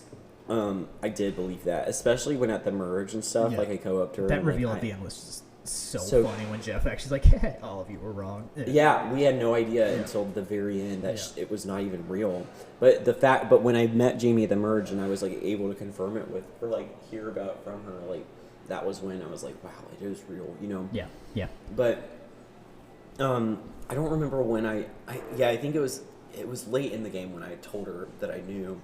But yeah, no, I believe Matthew 100%. And Kane went and confirmed it with her for me or something like that. Gotcha. And at the merge. But going backwards, yeah, I believed him, but I didn't want to work with him. He was the only person I never told about my idol on that tribe. I told every other person, and I told most of them before he even left the game. Like I never told him. And that's like that's soon after because he leaves because of the shoulder thing after, and they don't show that on the episode. But you were the only one that was there for both medevacs. Oh my gosh, you're right. Yeah. Yeah, because that was you had Bruce and him. So did it hit any different with him versus when Bruce left? Like, we don't know what that looked like. I assume you were there when they were like, "Yep, he's gonna go." Bruce was on the beach and sitting there. Right, you're on camera. For that. You right. Could see you in that. Right, moment. they like they got him on a stretcher, put him on a helicopter, on a boat, then a helicopter. But with Matthew, he just left the challenge, and then met with the doctors, and I never saw him again. Really? Never. So that's saw after him. What, the manta ray challenge? Yeah. No, it was the challenge where we won the fish, the Ratu tribe, the orange tribe, and me and Brandon were holding the last thing. It was like a little maze with the a maze ball. One. Okay, yeah. And so Matthew left and went to meet with the doctors. We didn't get to go. We just left, and we were all sitting at camp, and he didn't ride back with us on the boat, and that's pretty much when I was sitting. Y'all kind of had the idea then. And so I was on the beach, and I was walking down, and I saw a boat coming, and I was told to go to the boat, and they handed me a piece of paper, brought it back to the tribe, and I already knew what was in it. Yeah, already knew. But I'm surprised we didn't, like Jeff didn't come, or we didn't see that firsthand. But that I didn't honestly. And it's going to sound really evil and horrible. It didn't affect me. Like, it didn't make me feel bad. Like, because it was like, okay, I was fully in game mode. I was like, well, that's one less person that can right. win. Yeah, I mean that's you got to. I mean, you don't have to think that way, but like, was I worried for his health? Absolutely. I was very much so hoping his shoulder was okay, but in terms of like everyone's like, oh my gosh, I really wish he was here. I'm like, I don't. No, I wish he was there so that he could play the game that he loves. But as a competitor, no, I don't care about making good TV. I just want the $1 million cash at the end, and that was kind of how I saw it. Yeah. But no, like Bruce was more emotional because it was watching someone's dream break in front of them. Yeah. I didn't get to see that with Matthew, so it was less emotional for me. But you get to the merge. How does it feel like a big cocktail party without the cocktails when you all get there? That's a great way to put it. And it's also like it's a cocktail party with distant relatives you've only talked to or seen via phone. Right, because y'all know, like, okay, we're in this, but you want to get to know everybody, but you also are playing at the same time. Like, that's such a weird balance to have to strike right there. Right, and then sometimes it's family members that you grew up with, and then you leave them, and you haven't seen them in years. You know, it's like that. It's been, what, like 5-6 days since you left Tika, but it feels like, what, a month and a half? It feels so long. I mean, you're with them 24/7, but... those moments were pure pandemonium. Everyone's meeting each other. You're trying to track who's getting along with who, what are they saying. Yeah.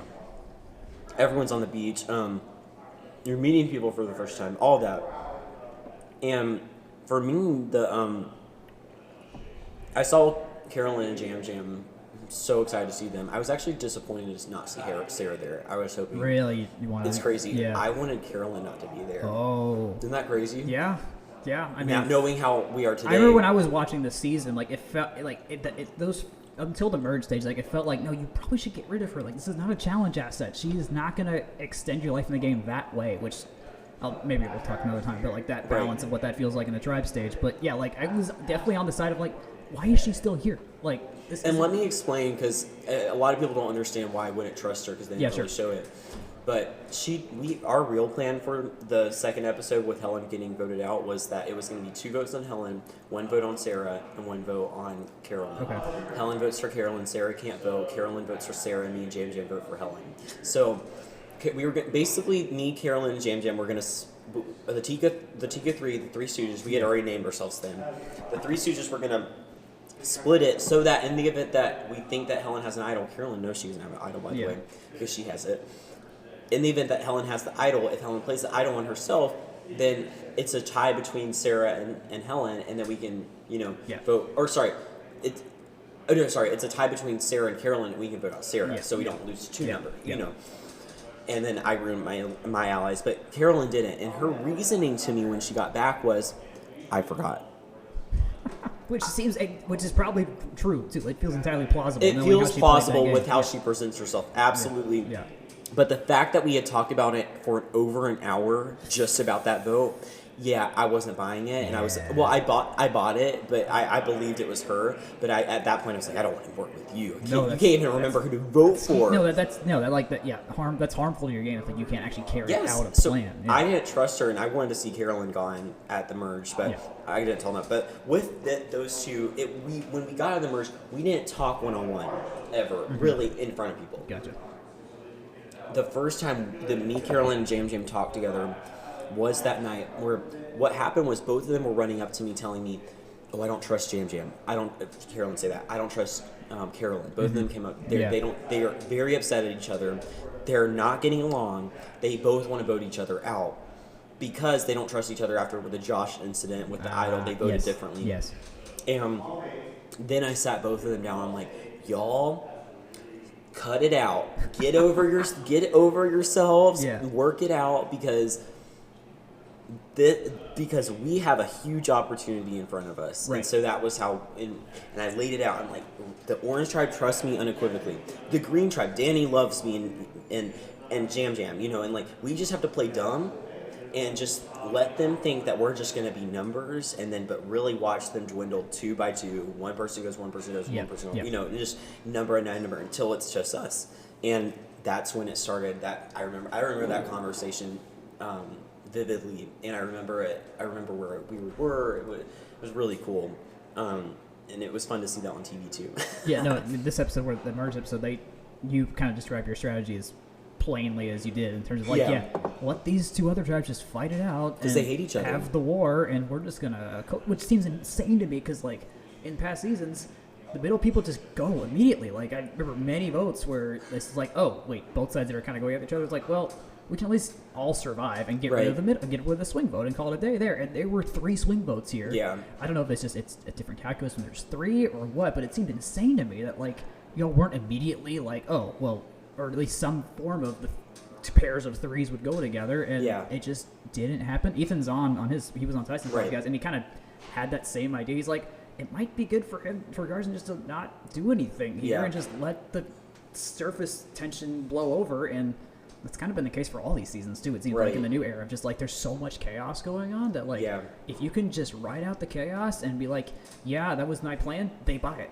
They do. I mean, and that was our plan, but the big thing was that I think the Tika tribe had been so much so on the bottom the whole time that they almost felt bad for us. They're like, that poor tribe, we want to see the other tribe lose. We want to see and so it always became, they were competing against first place. Being threats. Right. They always were competing against first place, and we were just trying to win second place. Like, that's all we wanted. So I think that there was that competitiveness that drove that, and so there was a natural divide between the two, and so we just played dumb and acted like, we're going to vote. We want to vote the other way each time to both of them. So it was a sensible strategy. Like it wasn't hard to think about, but the execution was hard because you're navigating being a middleman where both people there's so many little moments where like you have to just nail that thread perfectly and not become. I mean, you have to not become a threat somehow in a merge situation, which seems impossible to do.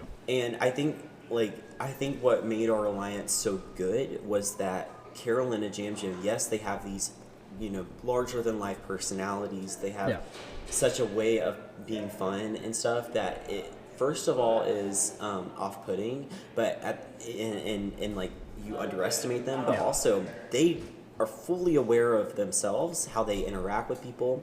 Carolyn can fake cry on the dime. Jam Jam's just really good, at like being gregarious and funny and and being the life of a party. And so even though we were all together and we I wasn't sure if I could trust them, it turned out that they were perfect for our group because they lowered our threat level just by being themselves. Yeah. So it was almost like the perfect. That's a perfect people. That's a perfect storm. And then what really happened was we just began to love each other as like brothers and sisters. Like it was that feeling where we were always going to meet up, and we might have a quick 10-second one-on-one check-in, but we both can understand that we don't need to like play it up. Like we get each other and we love each other. That dynamic is so rare. I think it plays into what I was saying. Like y'all are just such an amicable season to watch, and it impacted the gameplay too. Of just like you knew who your people were to an extreme extent, which people have had on that show to the point where they get married and stuff like that. Yeah. But still, it's like that's a once in a 44 season kind of thing. It is. Like it's really really cool that y'all got that. The next episode, Danny just kind of starts running around with, like the man with the plan. That has to be the most relieving thing to see when you're like, I want to coast on the bottom, and there's a guy literally doing the other part of this plan that I need them to do, and I don't have to tell them to do it. Absolutely. Just doing it. He's in the driver's seat, and I don't even have to give him directions. Yeah. He's doing everything I need him to do. Yeah. He was perfect for that. I mean, I remember that was always my analogy. We don't want to be in the spotlight, but Danny does, so that's perfect. He gets all the heat. People all think he's the one running the show, but really we're just sitting here and coasting and watching and letting things play out. The craziest part to me was Danny just trusted me for like zero reason. I don't know what.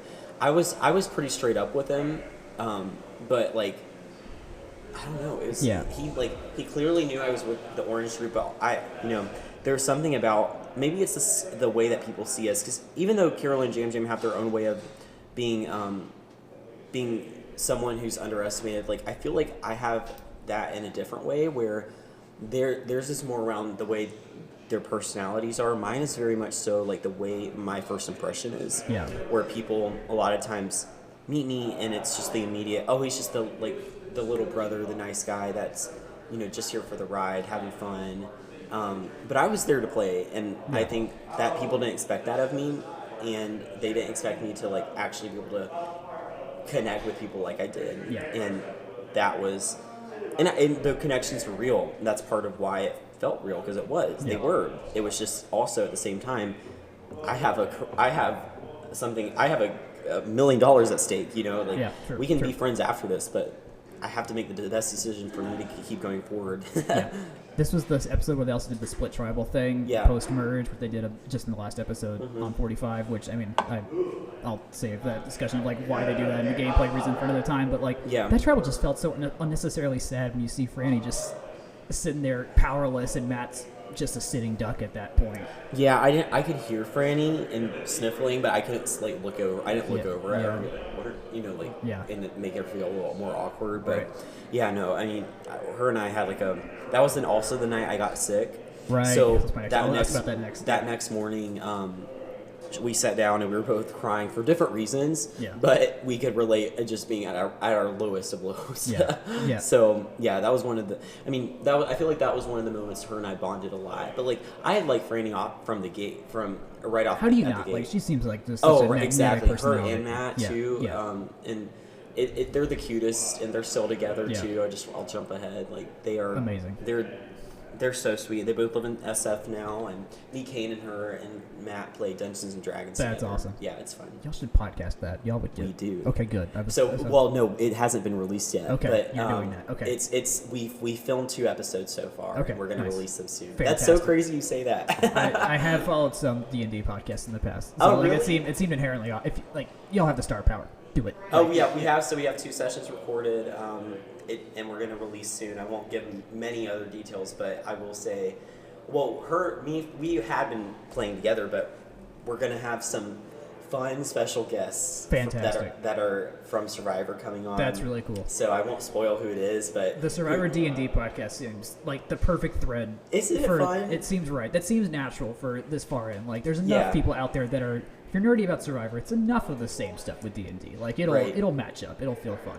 So. Right. Yeah. It's crazy because you don't realize how many Survivor players actually play a D&D, and so there's a lot of them that do, and so have been people coming out of the woodwork like, hey, by the way, really? Okay. I would have never expected some people. I mean, I didn't even know what it was before, and McCain introduced it to us. But if you like, sometimes it can get a little repetitive to listen to all of the podcasts. You have like Rob's, you have Tyson's, you have the all these different ones out there about Survivor, what the season is, but this is it will kind of serve a purpose of like checking with what it's like to live with somebody in real life, and one of these people, like what we do, something a little bit more outside of Survivor, but also with Survivor people. That's really cool. I mean, it should be fun. There's the secondary market of post-playing, like just content creator world out there. Like, y'all can nail that, and y'all just have the group to nail that too. So that'll be cool to see. We're not doing it to make money. We're doing it for fun. Like it's more of a we already do it, so might as well people will watch it. Yeah. So we're excited about it. That's really cool. Yeah. Okay. I want to ask about you being sick on the show because I've thought about applying in the past. I just don't like the idea of sleeping outside as a concept. So I know it will take me some personal growth to ever really kick the tires on the idea, but also then seeing you can get not deathly ill, but seriously ill out there, and you're already in a malnourished state. Right. You're ravenously eating when you get a reward, and then that happens. How not to ask you describe the worst moment of your life out there, but how low does it feel to be I am sick, I can't, I am tired, I can barely talk, and it's the middle of the night and I can't sleep on sand. That just seems like so many. That seems like the best case, the scenario you say. Here's why you don't play. You shouldn't say that, but what is that moment? What does that feel like? It was awful, and I feel like it would have been less awful had I not had hope. So I was told false hope, rather. Okay. So I was told when I first started throwing up, they're like, if you need anybody to help, or if you get sick, let us know. We'll get in touch with somebody. So I got really sick. Several more times it happened. I'm like, okay, I need the doctor. Yeah.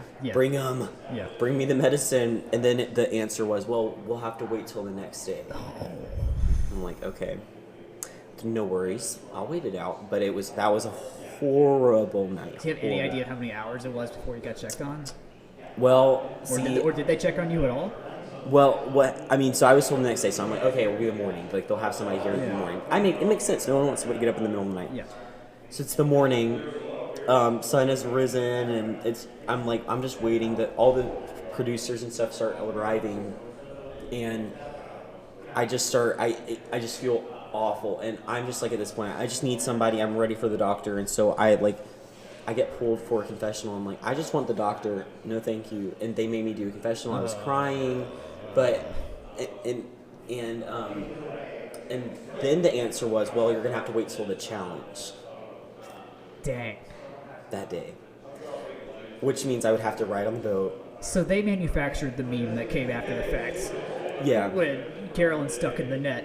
And thank goodness the microphones picked this up too, because it was clearly you were clearly speaking at some decibels lower than beforehand. But like, I remember that feeling, and to be honest, I don't remember those moments much at all. Okay. I didn't remember even encouraging her.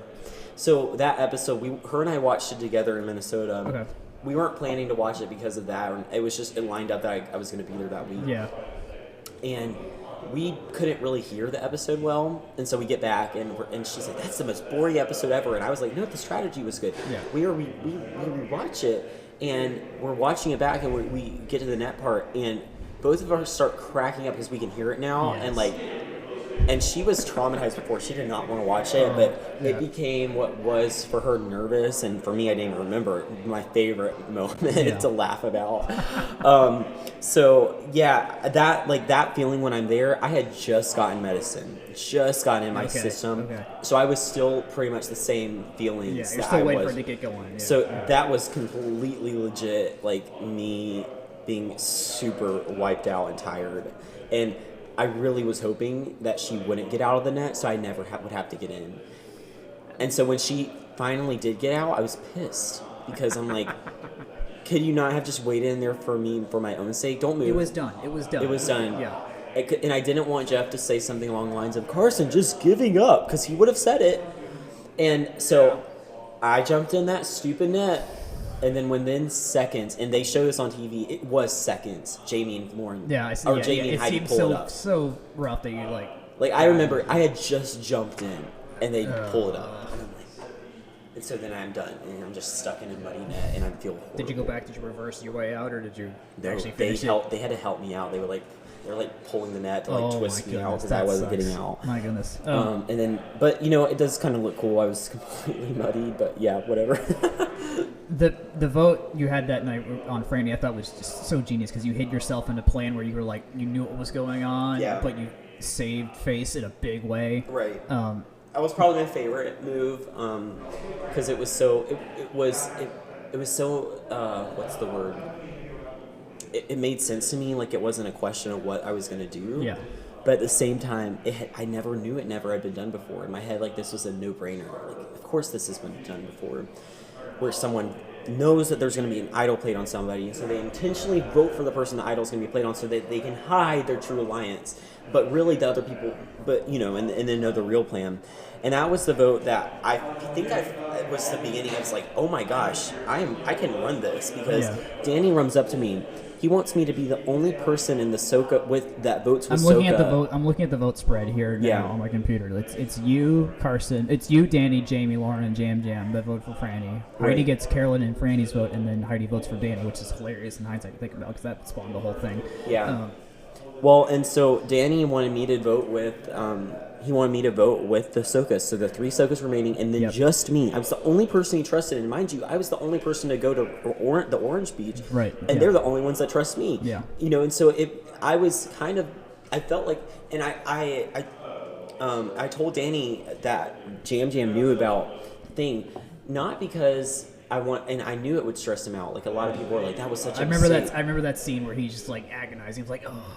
Yeah, no. And everyone's like, but what that did was it made me look a little, and I knew it made Danny trust me more, because he like, if he had found out that Jam was going to vote with them, and he did, and then after the vote, and then realized that, oh no, Jam knows and knew, and Carson, I can't trust Carson anymore. Yeah. That would have worked worse for me. Versus, I already knew that Jam knew because Heidi had told Jam. So it wasn't on my back, it was on Heidi. So he could be upset at Heidi. Danny just trusts me more for knowing that information first.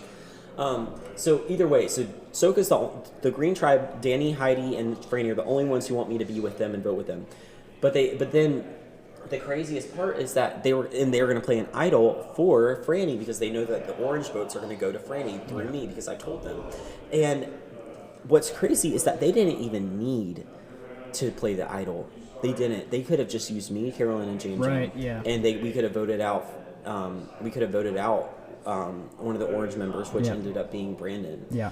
However, they were so antsy to use the idol. Like we were like, cool, waste an idol. That's perfect. Yeah. And that's how that worked out. And then, but from the orange side's so green group's perspective, Danny, Heidi, and Franny. Yep. There was a fourth vote with them. Whose vote was that? Carolyn's. Carolyn was not included to be on the plan, and Danny had never talked to Carolyn, but guess who did? Me. Yeah. I told Carolyn, I need you to vote for Brandon. And she was like, why? And I'm like, it doesn't matter. We're going to vote, and it will be 4 votes, whatever. She did that. So guess what? Danny, Heidi, and Franny think that I voted with them, but that was really Carolyn that voted with them. I voted with the orange people on Franny and hid my vote. So now the orange people had been familiar. They knew what my vote looked like. They knew that I had the ace without the the line between it. So the orange group also thought I voted with them. So both groups left that tribal council thinking Carson voted with me is with them, and it just continued my ability to play the middle. And it was probably for me the coolest thing I did out there. And I'm upset a little bit they didn't show it. They kind of showed it through Jam Jam's perspective, which all power to him. He won, and they have to show his winning game. But I was like, dang, that was like the coolest thing. But I get to talk about it now, so here we go. No, it was that was so nice. So Danny they played that idol. Did you immediately go idol hunting after that, or like how? Because you're playing a subtle game there, and idol hunting would not necessarily be compatible with that. So I do believe I went and started looking for an idol, and so Heidi after the game told me that when she found the idol, we had met before, and she was like, I'll go this way and you go that way. Had I gone her way, I would have found it because that's right when she found it. I did look a little bit, but it was kind of when everyone else did, and it was like everyone started looking, so it's not like a weird thing that everyone's looking. I looked. I mean, clearly I wasn't the best, but I didn't need to. I didn't need it. So only if they could be played at Final Four, absolutely that would have been perfect. There's a lot to think about in that context. That's also the episode's this is 9 now. We had the rice negotiation challenge where you don't do the challenge, like you're one of the first out there, be like, I will pass on this and eat. How cold is it actually? Like, how cold does it feel? Because you all barely have any clothes out there. You're not really insulating. The water probably might be the most insulating things at times outside of anything else you have. So was it that far down where you just knew that it was never going to be worth the time to even try to do the challenge? Because that was the competing ideology going on. It's like, okay, let's present people that want to eat, just get there, and others are like, we're on Survivor. Why would you not compete and go and compete? So where were you sitting in that moment? I knew my name wasn't going to come up that night. Or I didn't think it would be. At least that was the gamble I was gambling. But I was hungry, and I didn't think I'd be good at that challenge necessarily, and I didn't need immunity that bad. So, or at least it felt like that. And I know a lot of people are like, when you feel like you don't need immunity, you do. I didn't. Okay. So that makes sense. That was how I felt, and I think people felt so bad for me too about being sick. It made sense. It wasn't a matter of Carson doesn't want to compete. He's not a competitor. He's just still recovering from being sick, and I was still sick at that point. So that makes sense. Did you believe Danny when he said Scout's honor I wouldn't vote for anybody? Or no, in fact, they didn't show it, but I held up my hands in a Scout honor thing. He did the 30 fingers. To Kane, That's funny. Which I'm kind of glad they didn't show, because I would not want to have to explain my Scoutmaster why I held up the Scout's honor thing and vote someone else. This episode also gets back to the idea of why didn't Rutzer and Soka just vote for Tika and just carry on another day? Because Franny literally says in this episode, we have to do something about this. And it's That's 3v3. Not sensible, Franny. And it's 3v3v3 at this point. And it's just it makes no sense to me still to this day how they didn't figure that out, because it'd been multiple tribals of this, and they continue to knock which each other out. Which really kudos to you, Carolyn and Jam Jam, for just inserting yourself so well to kind of blur that idea. I think at the same time. So,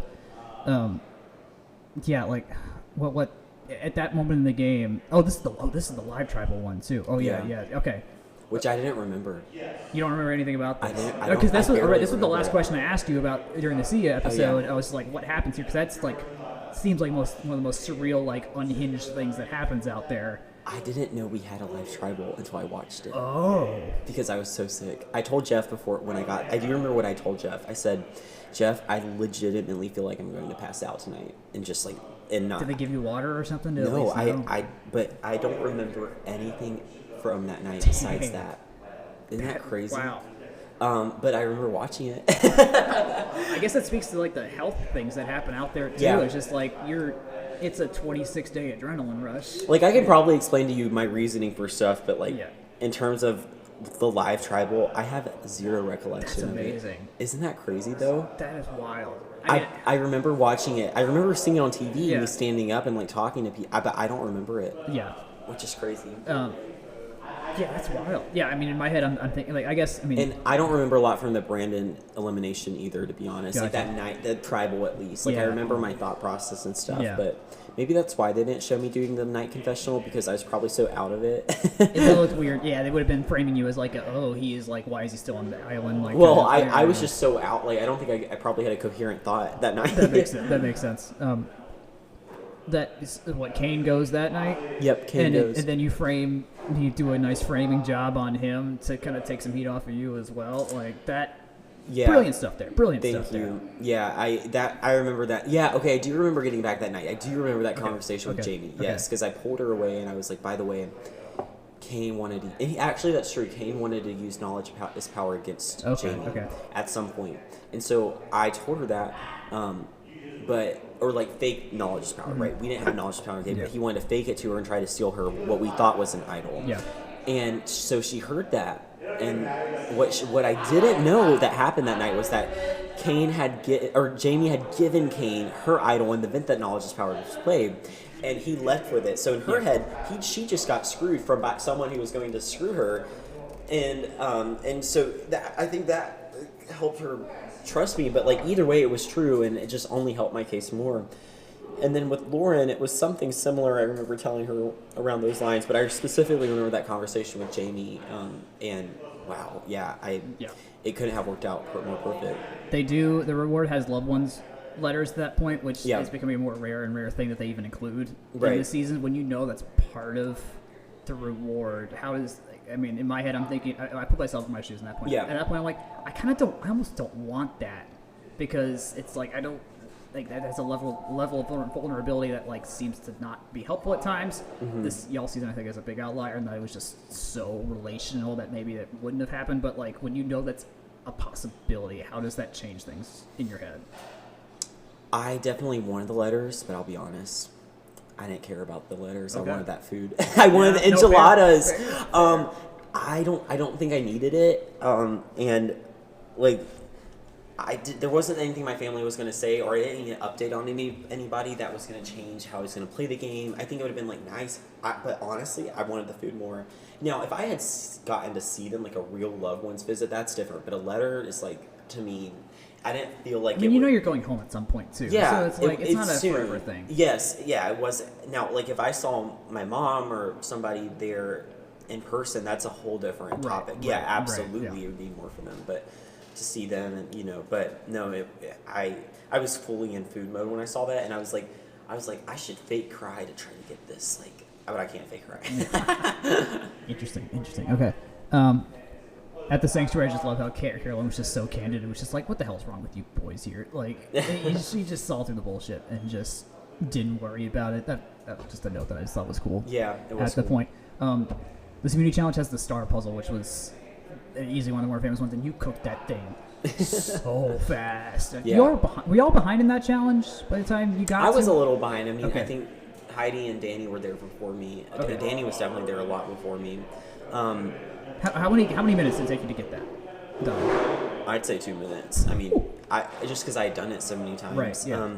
And there was a point though where I had one more piece to put in, and I was struggling to fit it in.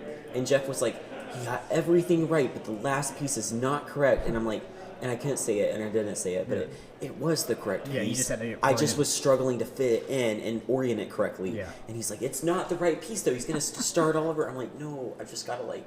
But I think they cut that out. No, they showed Jeff okay, being like, it's not the right piece, because he said that, and I was like, no, it is, Jeff. Because I know this puzzle, if I have everything else right, and there's only one piece left, that piece has to go where the spot is. Yeah. Anyways, and so eventually I put it in, but yeah, that was my favorite, probably one of my favorite ones to do besides the tree puzzle. Yeah, and you have immunity at that point. Which wild stuff, like individual immunity. Right. In Survivor, like that's like the level of like professional athletes, like winning championships, like the rarest things you can do in life in general. So you're one of the 100-ish maybe that have ever done that. What you get the next, like we see on TV, like people are like crying at the fact, like Dee at this most recent episode was like just keeling over the fact that she had won that challenge with the post. Like what, I mean, going through actually no, let's talk about production part of it. Take me through what happens in between a challenge ending and then when they cut to y'all just like standing there waiting for Jeff to call you over. Is it just simply like you just walk over there and you just wait and they say go and then you go? Yeah, usually Jeff like goes and positions himself at the end, and then and they set up the cameras again. They're like, okay, good, and then Jeff will be like, Carson, come on over. Yeah. He puts the necklace around you, and then that's it. It's pretty simple. It's pretty much like you see on TV. Yeah. Euphoric in a sense when you actually get it on you. Does it feel different? Like, okay, no, I am at a pure safety point. I am through. Yeah, it does in terms of that. Like it's one euphoric in that you just feels like a victor. You just did something you never expected to be able to do before. Yeah. But second, you also realize like, oh my gosh, I don't have to worry about it being me tonight. Yeah. Like what a amazing feeling. I know I'm gonna make the final 7. The final 7. Yeah. Like I am in like the most of the episodes at this point. You know those feelings. You're all the way there. Yeah. Those are kind of the feelings you're going through. Also for me, it was like, finally, Franny doesn't win an individual immunity. I can take her out. And you do. And she mouths the F word as soon as she sees your script. Or no, I think. Maybe Franny. I think. Yes, she does. You're right. You're right. She does because she knows it's mine. Yeah. Right. Yeah. So I'm like, do you think it became disadvantageous to you at some point to have a literal custom font for your rating? It did. It would have been if the person I was writing that name down for. You were on the right side of pretty much all these votes, though. So every single vote, besides technically the one that Brandon was eliminated, but I knew Brandon was going home, and I camouflaged my vote to ensure that the Rashi in spirit you had them all right. Pretty much, yes, absolutely. I knew Franny. I wanted Brandon to go home that night, and I knew the outcome would be the same when I voted for Franny. Yeah. I actually say now, if I wrote it, because the one that I voted for Franny when Brandon went home was the one I misspelled Franny's name and didn't realize it. So anytime I spelled someone's name right, they went home. So that's my new thing. If I spelled your name right, you went home. If you play again, don't use that. Well, this won't go out there. So if anyone listens, you got to be careful in case you feel that's a dead giveaway for something like that. Right. Well, and I think I didn't at that point. It was like.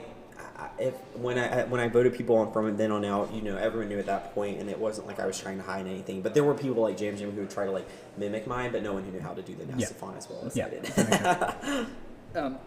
Next episode, 11. That's when people start really figuring out. Oh, wait a second, we see what Tika did. And right, they're on to you. Like you are, all 3 of you are on the chopping block. Right. Did that feel like the same on the island? They're like, okay, now after Franny's like, oh, okay, now we're in the driver's seat here, and everyone knows we're in the driver's seat here. Well, and we weren't fully yet. I mean, we just needed to make up at least half of everybody left to really kind of take control. You were like at least could sway a vote. Yeah, or we could go to rocks, and I think we would have. Yeah. And at least that, and we were confident we could sway a vote or trick them into thinking. Yeah. Right. So. The final 7 vote, I had been talking with Carol and Jamie, was the most important for us because that was the point where we take the 50% mark. Yeah. And so it was that was the moment where I felt the most tense, the most stressed out. But at the same time, I also knew I'd done everything in my power to get myself to that point, and there was nothing else I could do but hope that we can stay strong. But had one of us left that night, it would have been a 2-2-2, and then we're back to square one. And so that was the most important vote for us. Mm-hmm. And and we wanted to ensure that we had, people to go with going forward. And so that was why when Carolyn told me about her idol the seconds before, I had already, by the way, convinced Jamie and Lauren to vote with us on Danny. Okay. But there was suspicion. Danny looks all the time for an idol. What if Danny has an idol? Right. Yeah. I didn't. So and so at that point, me and Jam have been talking with Lauren and Jamie the whole day. Like, we want to do a Final Four with us. Yeah. We're gonna take out Danny because we're gonna take out Carolyn next. All this stuff, and because Danny might have an idol now tonight, we need to flush it. So the way we convinced them to flush it was we're gonna do 3 on Danny, then do 2 on Heidi in the event that Danny plays an idol, and then they can vote for me. But in our head it was like, why that doesn't make sense that Lauren and Jamie would vote with us and not with Danny and Heidi to take me out, because then they're just giving us the 50%. And so at the same time, it was such a gamble, and it was like, it's almost so crazy if we can pull this off that I don't think we can pull it off. But then 10 minutes before Tribal, Carolyn pulls me aside and tells me she has a personal story for me, or she needs to tell me something personal. Yeah. And she's like already like in tears. And that's where she told me she had the idol, and she's gonna play it on me. I didn't have any time to go and switch anything, so they show it as though I go and like then get Jamie and Lauren to change their votes onto Heidi. No, I already had protection. Gotcha. Okay. And so I already knew that they were going to vote for Heidi, or I was expecting them to. And I remember one of my confessionals, the producer was like, "Are you not nervous? Are you like, what if that you're wrong? All this stuff." And I'm like, "If I am, I am. But like, I've done everything I can, and there's no point in me stressing about it and like running around like a madman trying to fix things that I don't know need to be fixed."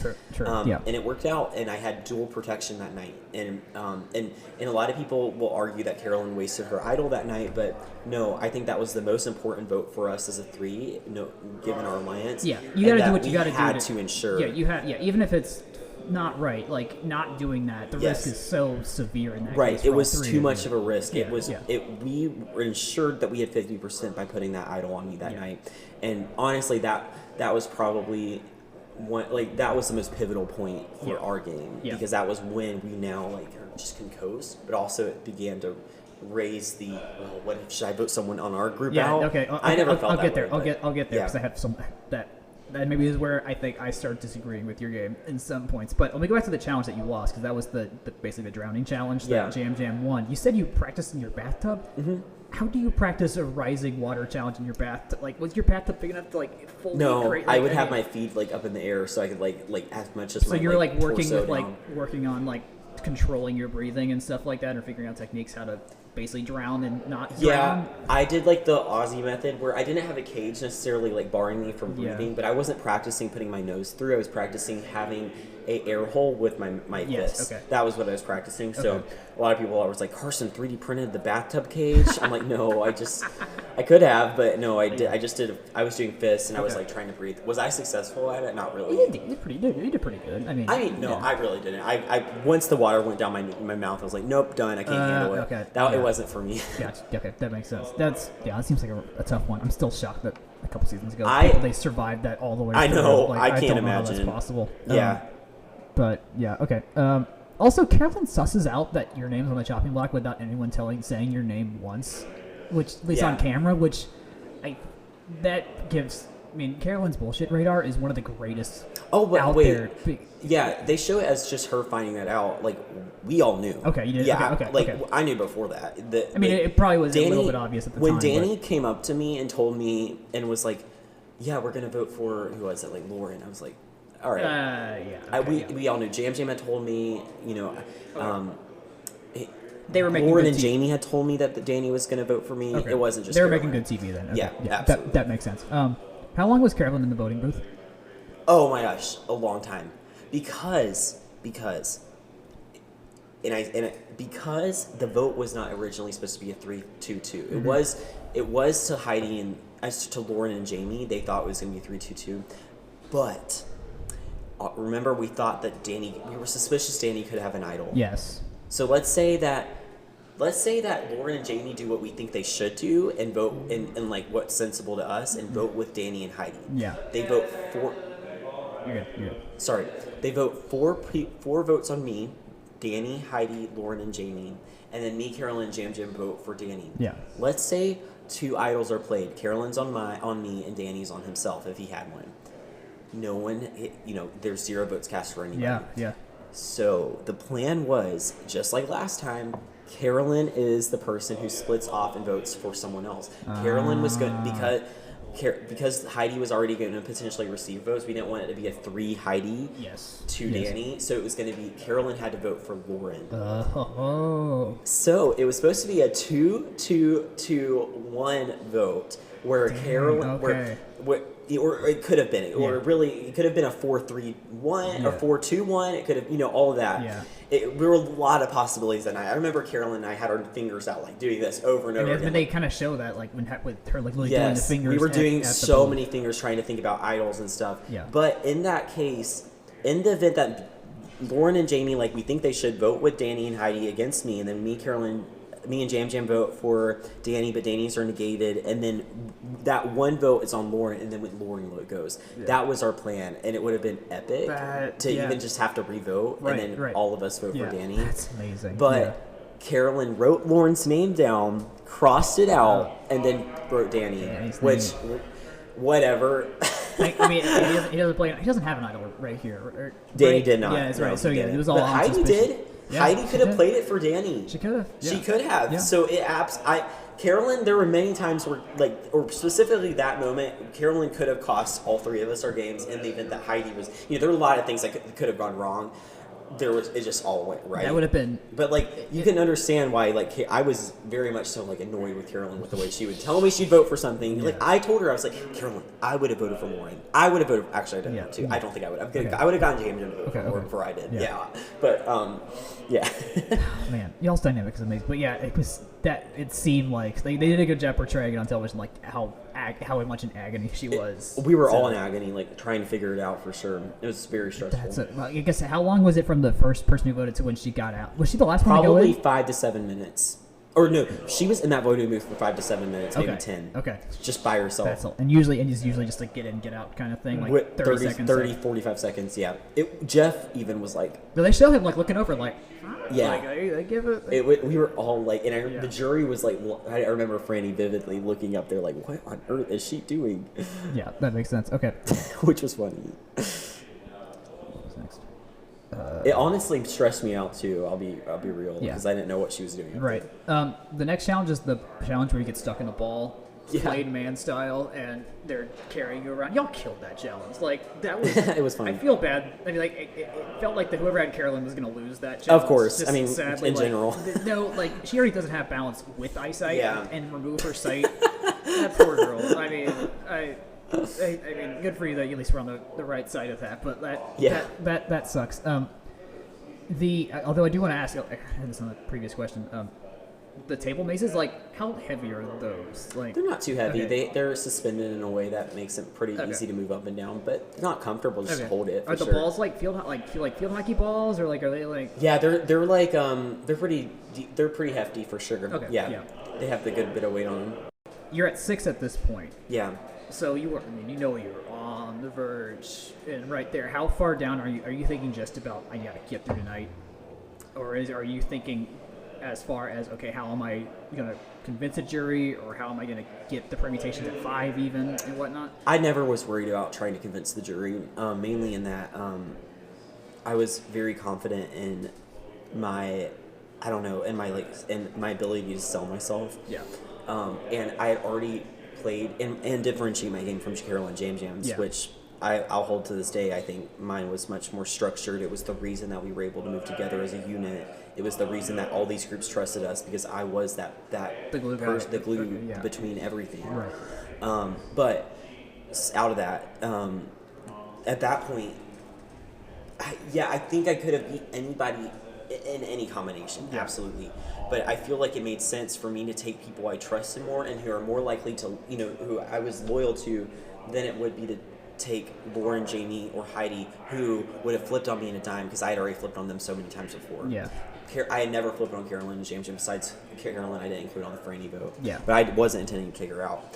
But at that point, it was, how do I keep us together, make sure Lauren and Jamie, who are still as a Ratu, duo tight that they vote with me as well, and then Heidi is just kind of by herself and trying to figure it out. Yeah. So me and Jam Jam kind of co-speared convincing Jamie and Lauren to be in like a Final Four with us like we had before, and we continue that. I mean, think of it. Jamie and Lauren had already voted with us at that previous tribal council, so they were in their head like we're continuing to work with Carson and Jam Jam. I was very close with Lauren, and that was very real, and Jam Jam was closer with Jamie. So we had like a tight group of people. I'll admit I don't think I was very close with Jamie. And in the same way, I wasn't very close with Heidi. So I do think, especially the Final Four, that could have kind of worked against me because Heidi wasn't very close with me. Heidi wasn't close with anybody. I'll be completely honest. It seemed like she had to do a lot of convincing in Final Tribal. Like there was a lot of oh no, I had to like re-explain everything to a much longer extent than the other two people had. I convinced her to vote for Danny, like her ally, at that final set 8, the one Brandon left. Yeah. Heidi was the only one to vote for Danny because I convinced her to vote for Danny, and I did that to try to get Danny not to trust her and just kind of split that group even more. Yeah. Here I want to bring up.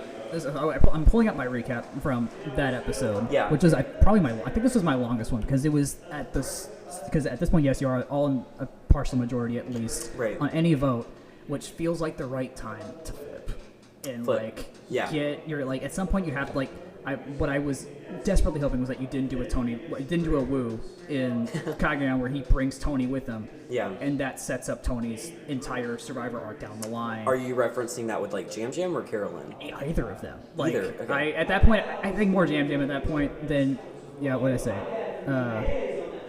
I had said, this is quoting myself here. Yeah. I expect to see Carson and Jam Jam go head-to-head at Final Four for power over who makes fire, as possibly even make fire against each other if neither wins immunity. Yeah. If it comes to that, I put it on Jam Jam, which down the line we see that probably was... He would have won. Yeah, he would have. So in my head, I'm thinking okay, you got to get Atika out, because if you don't, and carry, or mostly Janet, but if you carry them in, there's a shot you've just handed them $1 million when at least you get the set. In my head, I'm thinking you want to get the next most threatening person out.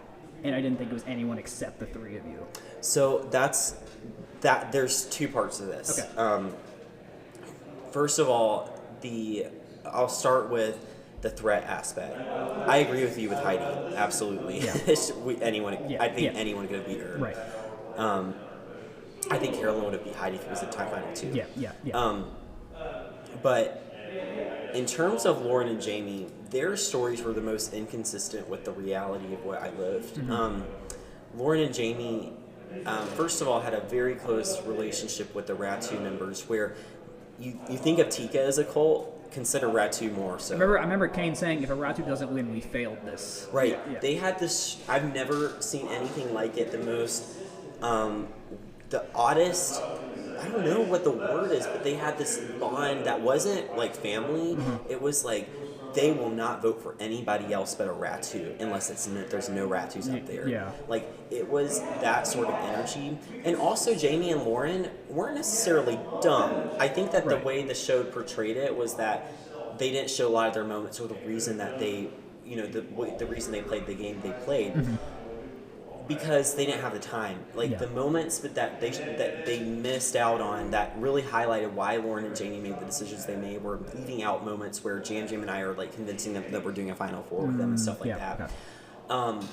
And Lauren at that point didn't trust me. You could see her going into the Final Five, wanting me out. Yes, I took out Jamie, her probably at that point one of her closer allies. But Lauren didn't want to work with me because she knew she would beat me, or I would beat her. And Jamie also, I wasn't very close to. And so I didn't trust I wouldn't have trusted Jamie at all. Jamie, it was very clear to me the way Jamie would talk to me that she trusted Jam Jam more than me, and I didn't want that. She would rather. You were limited on your options, kind of. I was. I mean, I think I could have gone with Heidi or something, but I didn't. Heidi was so hard to read out there. I had zero idea. You wouldn't have had a reliable sense if you could pull off a Carolyn or a James vote, if you could actually really solidly pull it off at that point. Right. So at that point, it was. I think people also. I don't know. And then the second point I wanted to make was, the narrative really shows Jam Jam as the winner because it's his season. He does win. Yeah. And, but they leave out a lot of the bonds I built with people who exited. we can go start going through them. But now, what's his name? Matt, I could have seen voting for Jam Jam, but I also had a very close relationship with Matt. I had a alliance with him, Kane, and Franny, and I also had just a 3 alliance with Matt and Franny. Jam Jam didn't have anything of that. They were grasping at straws. And then the next would be Brandon. Brandon very much so trusted me. I took him out. I think he would have respected me. Then you think about Kane. Kane, same thing. They never really saw Jam Jam's game because I was always the one who was the communicator between Tika and Red 2. Final 8, Franny. Franny trusted me. She was the one that she tried to help get me to split the vote on Heidi with her before Jam Jam. And so I think she would have respected me in that way too. I could have, maybe she could have voted for Jam Jam, but anyway, so I do think Franny would have probably leaned me, and especially given the relationship we had, or we had an alliance together, several. Yeah. And then Danny very much so respected me more than Jam Jam. And then, and so at that point, the votes were already favoring me, and Jam Jam was often my sidekick in that, yes, he was very good on his own and stuff, but without me in that situation, he wouldn't be getting information. Yeah. And that was the big difference, was that people trusted me, and he was just the beneficiary of the trust that I had built. So exactly. I don't see, at that point, I felt confident in beating anybody. And that was confirmed to me at the Final Four, or when I was eliminated, and I'm skipping ahead, but when I get to the jury, that was what everybody told me. Yeah, by that point, it was very obvious. Right. So that was the way I looked at it, and even now looking back at it, where going forward, fast forwarding, I was leaning, and then my third point is Jam Jam and I had built trust, and I think that this is why I think our season, our alliance is so nuanced, in that, yes, usually you would look at it in a way of Wu and Tony, where it didn't make sense for Wu to take Tony. Absolutely. Yeah. I look at it more as Tony taking, somebody he was closer to that worked with him. But anyways, what I'm getting at is that I think we'd had a bond that people still don't fully understand, and it was so centered around this familial relationship where you really do look at them as family members. You trust them. You can get a pretty honest answer from all of them. I mean, Jam Jam would walk up to me and tell me Carolyn was thinking about voting me out, which she was at that point. Mainly and she probably should be thinking that too. Absolutely. There's no reason all 5 of you should be thinking, or 6 of you should be thinking about how to get rid of everyone else. Lauren wins immunity, so you can't get rid of her. But that was also, I mean, that's the way Marianne won, but it also ruined Omer's chances. But the difference I talked about was this moment where I needed people who were loyal to me no matter what, and it was the same outwards for me. I can't help. It was also my personality. That's who I am to the core. Sure, yeah. I'm just a loyal person. I built loyal bonds with them, and it would have hurt me to try to betray them because when I didn't need to. And so that was how I look at it. So I I think, maybe probably for a lot of other people, they would have made a different decision at that point. But I want, even though, yes, we had a 50% mark, I still wanted to make sure we had the majority, if that makes sense. Yeah, that makes sense. They also don't highlight as much how close Jam Jam and I were out there. They show. I feel like they get that in the finale. The finale, they absolutely they do. But even from the beginning, the second episode, we were tight as you could get. So, but it's definitely interesting hearing other people's perspectives on it. But I blame my game loss more on dropping $1 million ball and then the fire. I was gonna ask about that ball, where you have sort of challenge that Lauren wins that you don't win, that would have, well, you get through the next episode, but where you're holding 2 big ropes and then there's a ball bouncing on a disc. How hard is that one's? That was hard. That seems really hard. I'm not good at that stuff. Okay. Yeah, I thought I would be. I wasn't though. I thought I'd be okay at it. I thought I'd be good at the water breathing one. Turns out I'm only good at puzzles. I'm okay at obstacle course and stuff. But their challenges look a lot more easy on TV. That one seems particularly. At least some of those other balancing ones, they'll have some sort of guard or something like that. At least it makes it where it has to be a real mess up and you're out. But that one seems so hard. It was such an underwhelming challenge too. It took 7 minutes total. Oh. And it's just and then we left. You're just done. all right, we're at the finale. Y'all go to the new beach. Y'all predict that you're going to a new beach, and Jeff seems kind of annoyed that you figured it out, at least on camera. That and so we'll see if at this point we're recording. We haven't gotten to that point in season 45, so we don't know if they just kind of scrap. Y'all, one of the most innovative seasons out there between your puzzling and them not repeating a single puzzle and then breaking the new things that they have been doing. So it's fun. Forcing their hand, I think, is really cool that y'all are doing that to the game makers. The Final Five puzzle. Have you done that one? Oh yeah, I have that one. Okay. I've done it many times. Okay. It was the same one in Winners at War and season 42. Yeah, so obviously winning that's big freaking deal because that gets you to 4. It was amazing. Like that. Do you know? Like, I wonder this. When you get to the final 5, do you like inherently know like we've made the final episode? Yes. Oh my gosh, that's what we were talking about. Does it feel like that? Yes, it felt like that. We were like, oh my gosh, I'm in every episode. That's like awesome. I think I started saying that when I was at the jury, but like I was really in every episode. Yeah, that's really cool. So me, Carolyn, and Jam all were very much so big super fans and knew that stuff. That's fantastic. So, that's cool. Samotion is one of the most. Probably the prototypical, like, just historic Survivor challenge of its endurance. Yeah, and Jeff wants it to be that way. I don't. It's endurance, it's patience, it's hyper-specific attention to focus. Yeah. Like, it takes a lot of components of, like, the most historic challenges and puts them together. Right. How confident were you? Did you ever get a chance to practice that? Like, how confident were you in doing that? We did practice it before. Like, we actually did the challenge. Like, we just put one ball in there. But I walked into it like I can do it, but not like I'm definitely going to win. Yeah. Like puzzles, absolutely. It was like I'm definitely going to win, and I did. But the Samotion was like, I hope I can win. I think I can do it. This is last stretch. Yeah. It's Heidi, Carolyn, Jam. Who's going to beat me? You know, like that feeling. And Heidi wasn't feeling good either. Like she was she was like asking the doctor for stuff before. Like she was not doing good. So yeah, it sucks that I wasn't good at it. But yeah, it was beautiful. It was a really gorgeous view, and Carolyn like breaks down, like she did. It's like we're here, we made it. We made it. Yeah. So it was a cool challenge. Like I was trying to think of it as in intervals where like I would, if there were 4 balls going, I'd break it down to 5. Yeah, if anything, you can math your way to winning this challenge if you wanted to. In a sense. So, but you think that's what I thought. However, I mean, you still technically good, but the thing was that one side would finish a rotation in about 5 seconds, and the other one would finish it in 4. Oh. So add that up over time, it compounds. That gets really hard. It gets really hard.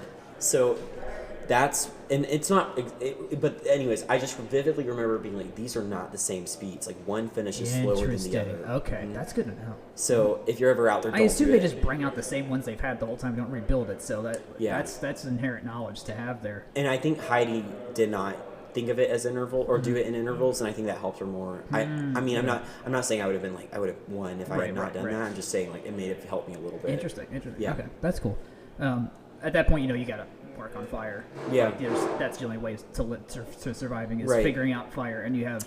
And I left that feeling confident. I was like, oh, I'm gonna do great. I'm just gonna practice fire all day. That's what I'm gonna do for the rest of the day. I can do this. Yeah. That's how I felt. That was such a like that whole segment of the episode was just so beautiful. Of like Carolyn just exuding confidence in front of Jam's face. It's just like, oh, can I do it? I don't know, and then whips it up in a second, like on that rock. Like, and then you're on another part of the island, just like trying to get there, and then Jam shows up, and then you'll have your moment where it's like, and that was just one of the most beautiful moments of the show, just in general, of just seeing that vulnerability and like the incredible, like that show does not reward sportsmanship usually. Like being a sportsman like gets you voted out. Like that is not a thing that they preach as a good idea or a good strategy, and it's up to y'all if it's a good strategy or not. But historically, it's not. Right. And he does the big brother thing, and it's just like, yeah, man, let me help you out. I don't care if I face you. And I stand by it. It's the nicest thing anyone's ever done for me. It was. I was incredibly down at that point because I thought I was going to be okay at it, or like I had practiced fire. Like I have videos of myself before going out there, like doing it pretty quickly.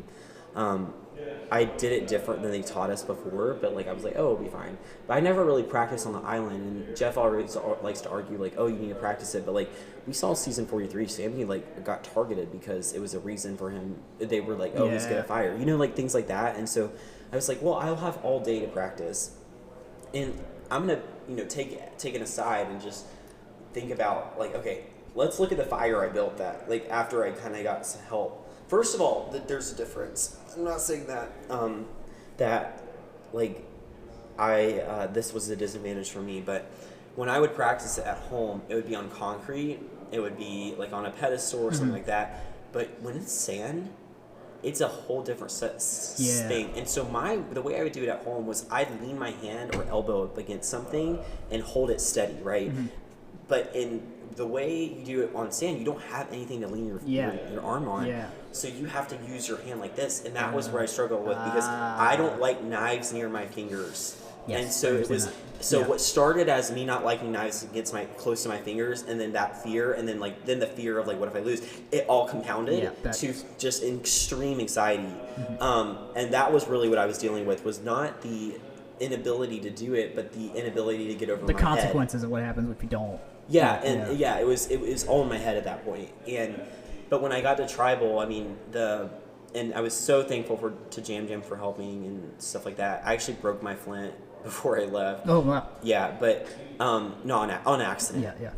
And when I was at tribal, I mean, like, a lot of people were like, oh, he got his fire started at least. I'm like, it wasn't just started, y'all. Like, it was up here. It was pretty good. I think within 2 minutes or a minute, I could have had it break that thing. Oh, you were definitely at that point. Like, I was, and a lot of people are like, isn't he the Eagle Scout? And I'm like, absolutely. One second, I'll sneeze. Good. Excuse me. Isn't he Eagle Scout? Like, absolutely. I can make the biggest, tallest fire you've ever seen, but I'm bad at starting it. Or I use matches, which is what we use in Scouts. But, or at least my Scout troop. But anyways, I have zero. Once I started it, that was when I saw the flame light up. Like, that's when my head was like, I could do this. Just keep going. And it just didn't work out for me. Heidi made the fastest fire ever. And cool. I mean, I'd rather lose to the fastest fire and have one up and stuff. And so I left that night feeling proud of myself that I got it started. I had it going. That was what I was most proud of myself, because I left the beach not thinking I would get anything up. And so to have accomplished something that I didn't even think I would be able to get to against the fastest ever was a good feeling. And so I left that night smiling. I forgot. I have it now down here. I forgot what he said, but Jeff, like, bothers to make a remark about you as he's snuffing your torch, which is not common. That he makes a special, like, no, you were a special player kind of thing, and then snuffs you out. Like, did you feel that in the moment? It's like, man, this is just a different kind of exit than normal. Right. Those are some of the words. I think he said something along the lines of, "You should be." Was when I was, because I said to him, I was like, I don't know why I'm smiling right now. And he goes, you should be. And that was how I left. And I remember those words. I remembered them every day. I never told my family how I did, so it was just like, echo in my mind. Until they watched it. But there was something about just the feeling of, like, I did everything I wanted to do. I was against all the odds. The youngest person there played, in my opinion, the best game, and I know that's, like, self-centered, but I mean, I believe it. And like, it was an awesome feeling, because I didn't know how I would do, and I didn't expect myself necessarily to do good. It was, how can I just best get myself further and further and further, and so to have gone through one of the most difficult games out there, and it was just, I couldn't not be happy. I couldn't not have been proud of myself. That's a really healthy attitude to take. As well. And was it $1 million? Yeah, for sure. But I didn't, and I realized I don't think I went out there for the money. I think I did. I thought that, but I don't think I did. And so nowadays it's cool. I went out. I didn't go out there just for the money. I went out there for the experience, for the transformation, for the excitement of being on my favorite TV show, and I did pretty much everything I could ever wanted to do. So outside of being the one voted up on at Final Tribal, right there. Did you know? Was it obvious you were going to vote Jam Jam? No. No. Okay. I told the producer in my final confessional when they were talking about the jurors, or the final three. To each of the jurors, I was like, I don't know who I'm going to vote for. And they're like, well, if you had to pick. And I was like, well, if I had to pick, I know I wouldn't pick Heidi. Yeah. But I just saying something after she beat you and Fire, like that was her last desperation play. It's a hell of a desperation play. Well, it wasn't that I didn't think Heidi, that wasn't necessary. I just didn't see, out there, she voted wrong like every time, and like there's some people who are like, oh, that's such a stupid metric, but like she did not have a lot of foothold. That shows you getting carried in the game. Yeah, she did. She got lucky a lot of times, but the reason she kept getting far a lot of times was because there were people like me who didn't see her as a threat, and I you got to do something with that. At least you and your Tika people, like you perceived not as threats, but you built a massive game out of that. She should have tried to go with Lauren and Heidi and vote us out and do a split thing. Right, that was their sense. move. That would have gave me a lot of respect. Yeah. She didn't even try. It was just like, we're going to vote with the Tika. Right. And I understand it too, because Lauren and Heidi and Jamie had voted her name several times at that point. Yeah.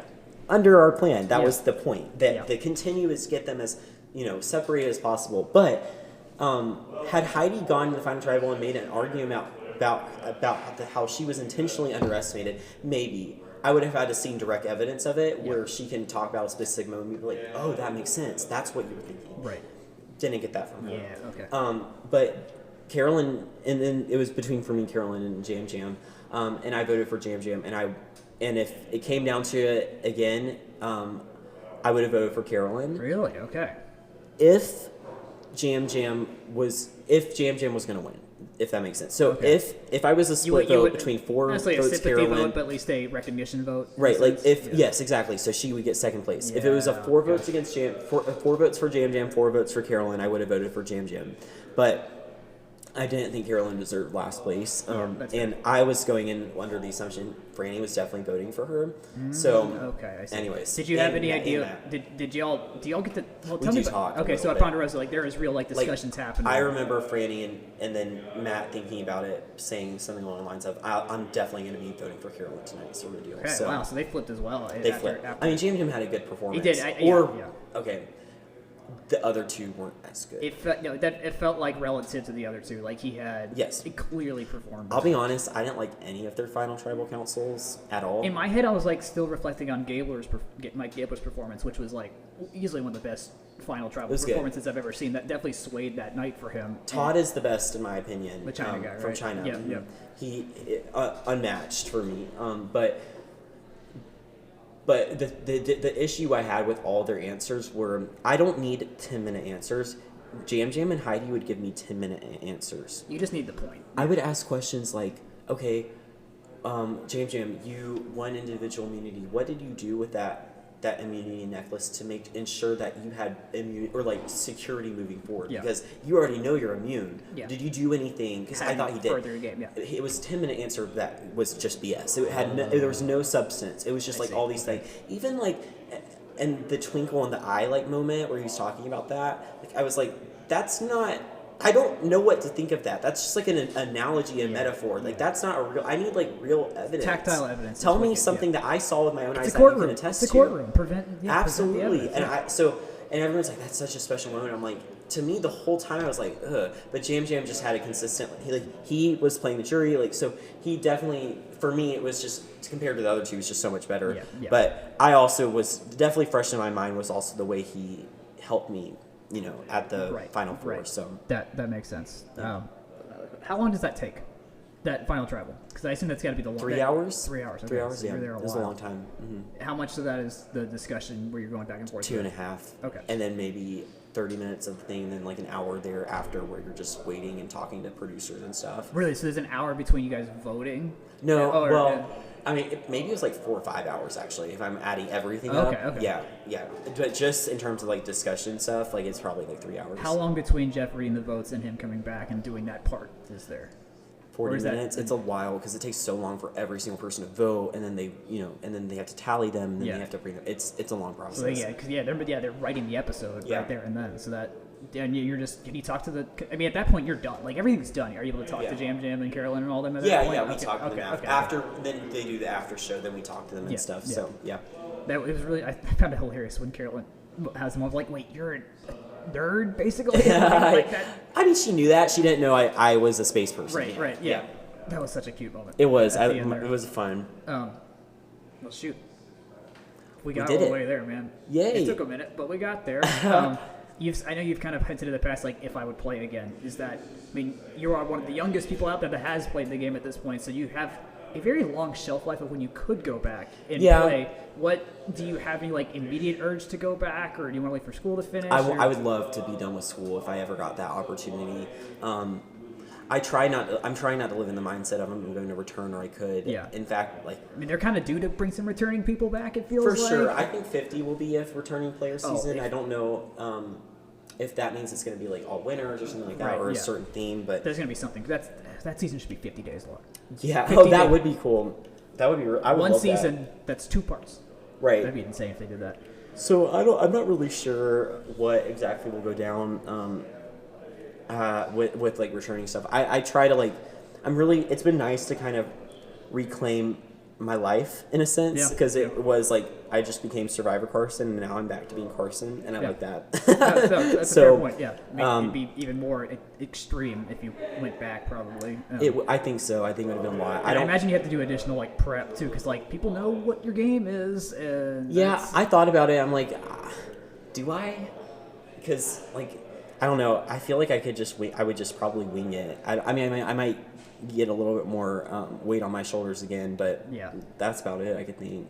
And I think about too. I'm like, vote me out, great. Then I get to keep what I work so hard for. No, that makes sense. So Either way, well, Carson, thanks a ton for coming on. This was an utter joy for me as a total nerd about this kind of stuff. So thanks for indulging me.